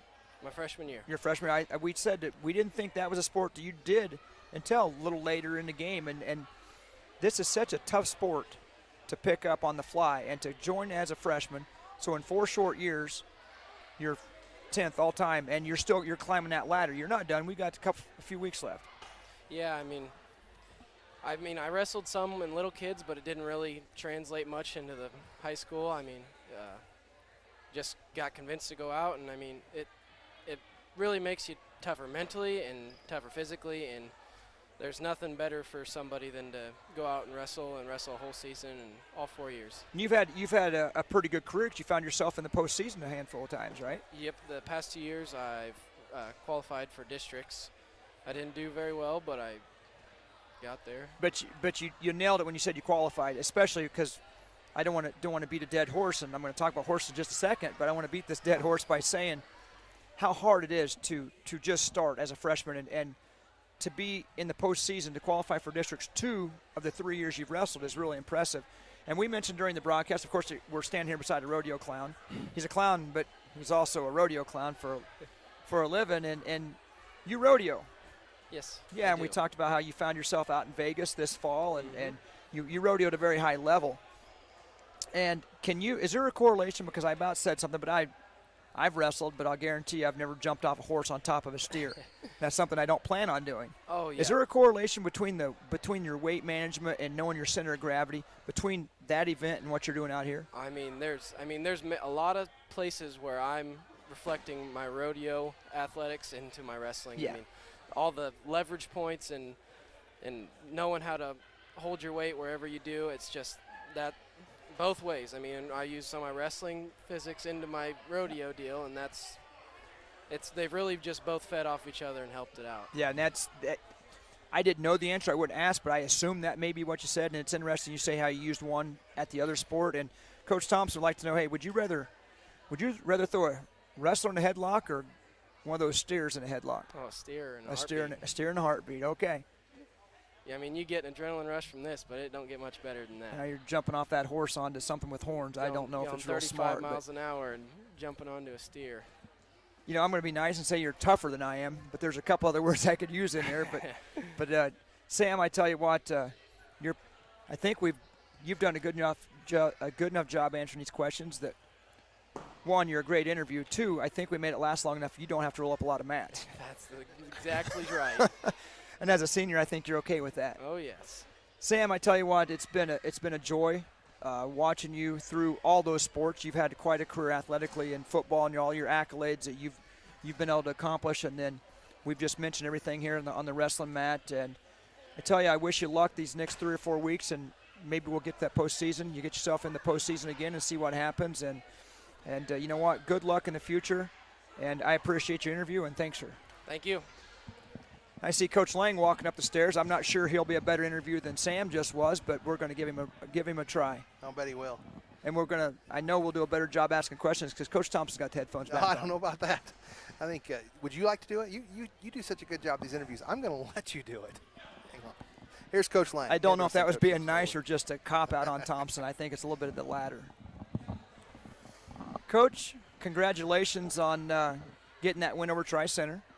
1 and 2 tonight. You knew that you thought it'd be a couple close duels with Clarinda and Missouri Valley, and Missouri Valley may have been what you expected as far as, is that what you thought as far as the score? It was 39-30 going into that last match. The duel was over, but Flint had the kid on his back, and you could have cut that thing to 39-36, which would have been a great duel against a really good wrestling team. Yeah, the number 18 team in the state in 1A.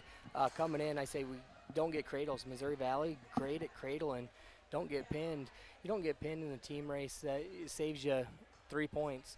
And, not giving up pins and staying in matches is huge. Seth wrestled a tough returning state champion in Becerra, lost by 2. A decision rather than pin, that keeps you in team races and that keeps you in the thick of things. And, Philip Gardner was a huge one, ended up getting pinned late. That's 6 instead of 3. That keeps us right into things on that headlock. If he keeps that headlock, Flint at the end of the first period had his kid pinned. There's 12 points that you wish to have, and that turns the duel around, you win. Absolutely. I mean, it's more than just keeping it close. Your wrestlers and you guys gave yourself a chance for what would be considered an upset win tonight. Yep. No, they were in good position. They were fighting hard. That was the message going in is to fight and don't give up. Wrestle 6 minutes and they didn't quite. In some of those matches, didn't get 6 minutes. But Brandon Orozco up at a heavyweight just fought, then ended up getting his headlock and pinned the kid. And when things like that happen, you're in good shape. And before we talk about any individual wrestlers, we'll go back, and of course we talked about how well we did in that last match, and we'll focus on, the difference was, and we talked during the match and the broadcast, was in that Clarinda duel, it kind of caught you the other way. Those upper weights, unfortunately we gave up some pins there, and that just offset the points we were able to score at the lower end. And so what was good for the goose is good for the gander, I guess, as far as it helped us in that duel against Missouri Valley, not giving up those bonus points, but it kind of got us a little bit maybe in that Clarinda duel. That you're right. I can't remember the score. I can't remember if it was 39, 30, 36, whatever. But Sam Daly in his match is, he had a cradle, went for a suicide cradle with 15 seconds left. The one thing I love about this sport is with time on the clock, you can win a match. But sometimes you got to know when to not go for some of those things.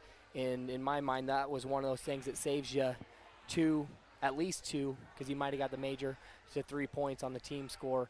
A lot of people were wanting Brandon to shoot at heavyweight. I was telling him, pummel, do the game plan. He could have went for a headlock and got pinned, and that kid pinned us. What the fans don't know is that kid pinned us a week ago at a tournament, and Brandon stayed in good position. And instead of, they only gave up 14 points instead of 6, and that's huge in the team race. And, and especially in a tight duel, 39, I mean, it came down all the way to 32, 32, 38. We get 2 pins there, we win the duel. And some of those guys go 6 minutes instead of getting pinned. You have a better shot at winning those duels.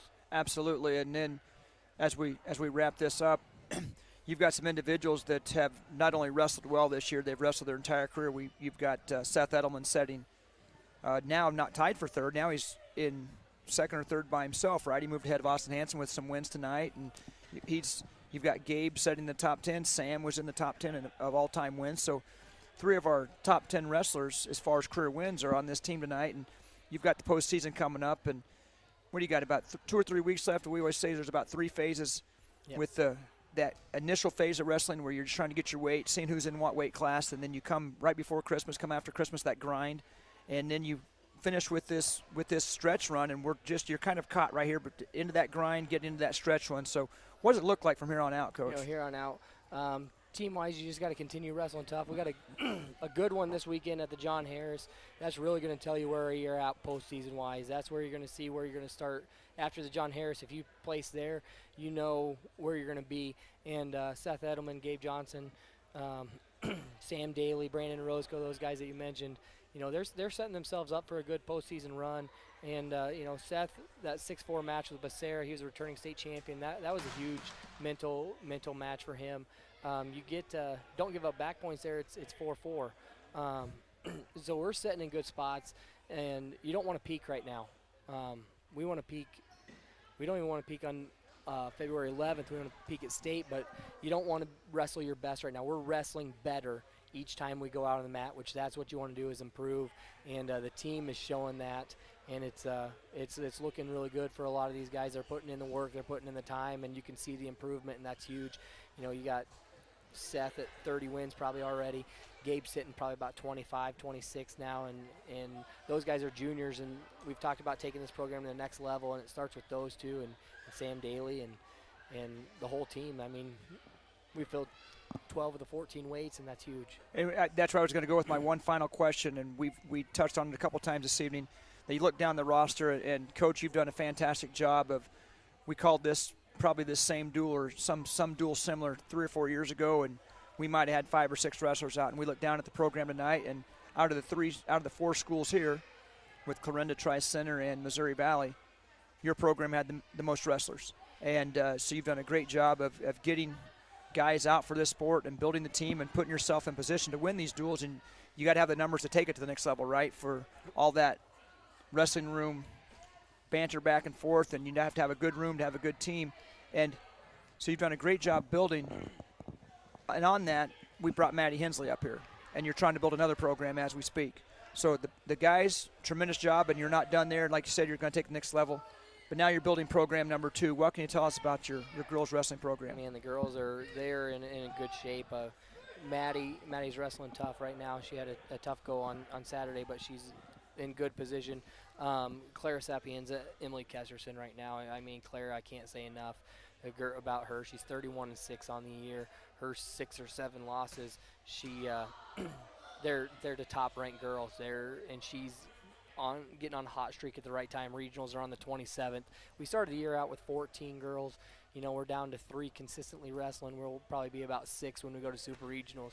But they want to learn. They're growing.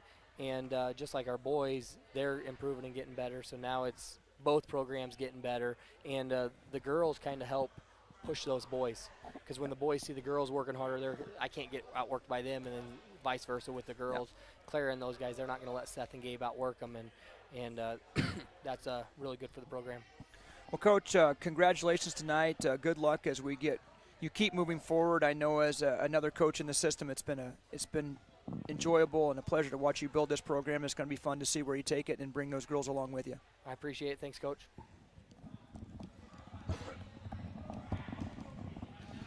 Well, got through your interviews. Did good. We made it through another year of wrestling here. We did, and like I said, I wish we had a couple more. I do too. I wish we had a few more home duels. It won't be long. Coach Lang is our newly appointed athletic director, and I wouldn't put it. I don't think it's beyond the realm to think that, we may have a tournament here some Saturday. That'd be fun. I mean, I think that Coach, he's built the next step is create the excitement in town, and you bring a tournament back to town. That'd be good to see, wouldn't it? That'd be cool. And I'm not predicting it, but it also would not surprise me if we don't end up with one up, in this gym fairly soon. I ain't scared to say it's coming. It's coming. It's coming. I would be on board with that. You know what we do? Maybe we'd be at this table during the finals. Yeah, that sounds great. I'll tell you what, that'd be a blast. It'd be an honor. Anyway, it's been a good night of wrestling. Thanks for joining us. Thanks for all the people that have put money into the live streams. Yes. To make this possible. Thank you so much. Sydney Athletics appreciates it. We hope you all had a good time. We're out. Have a good night. Good evening.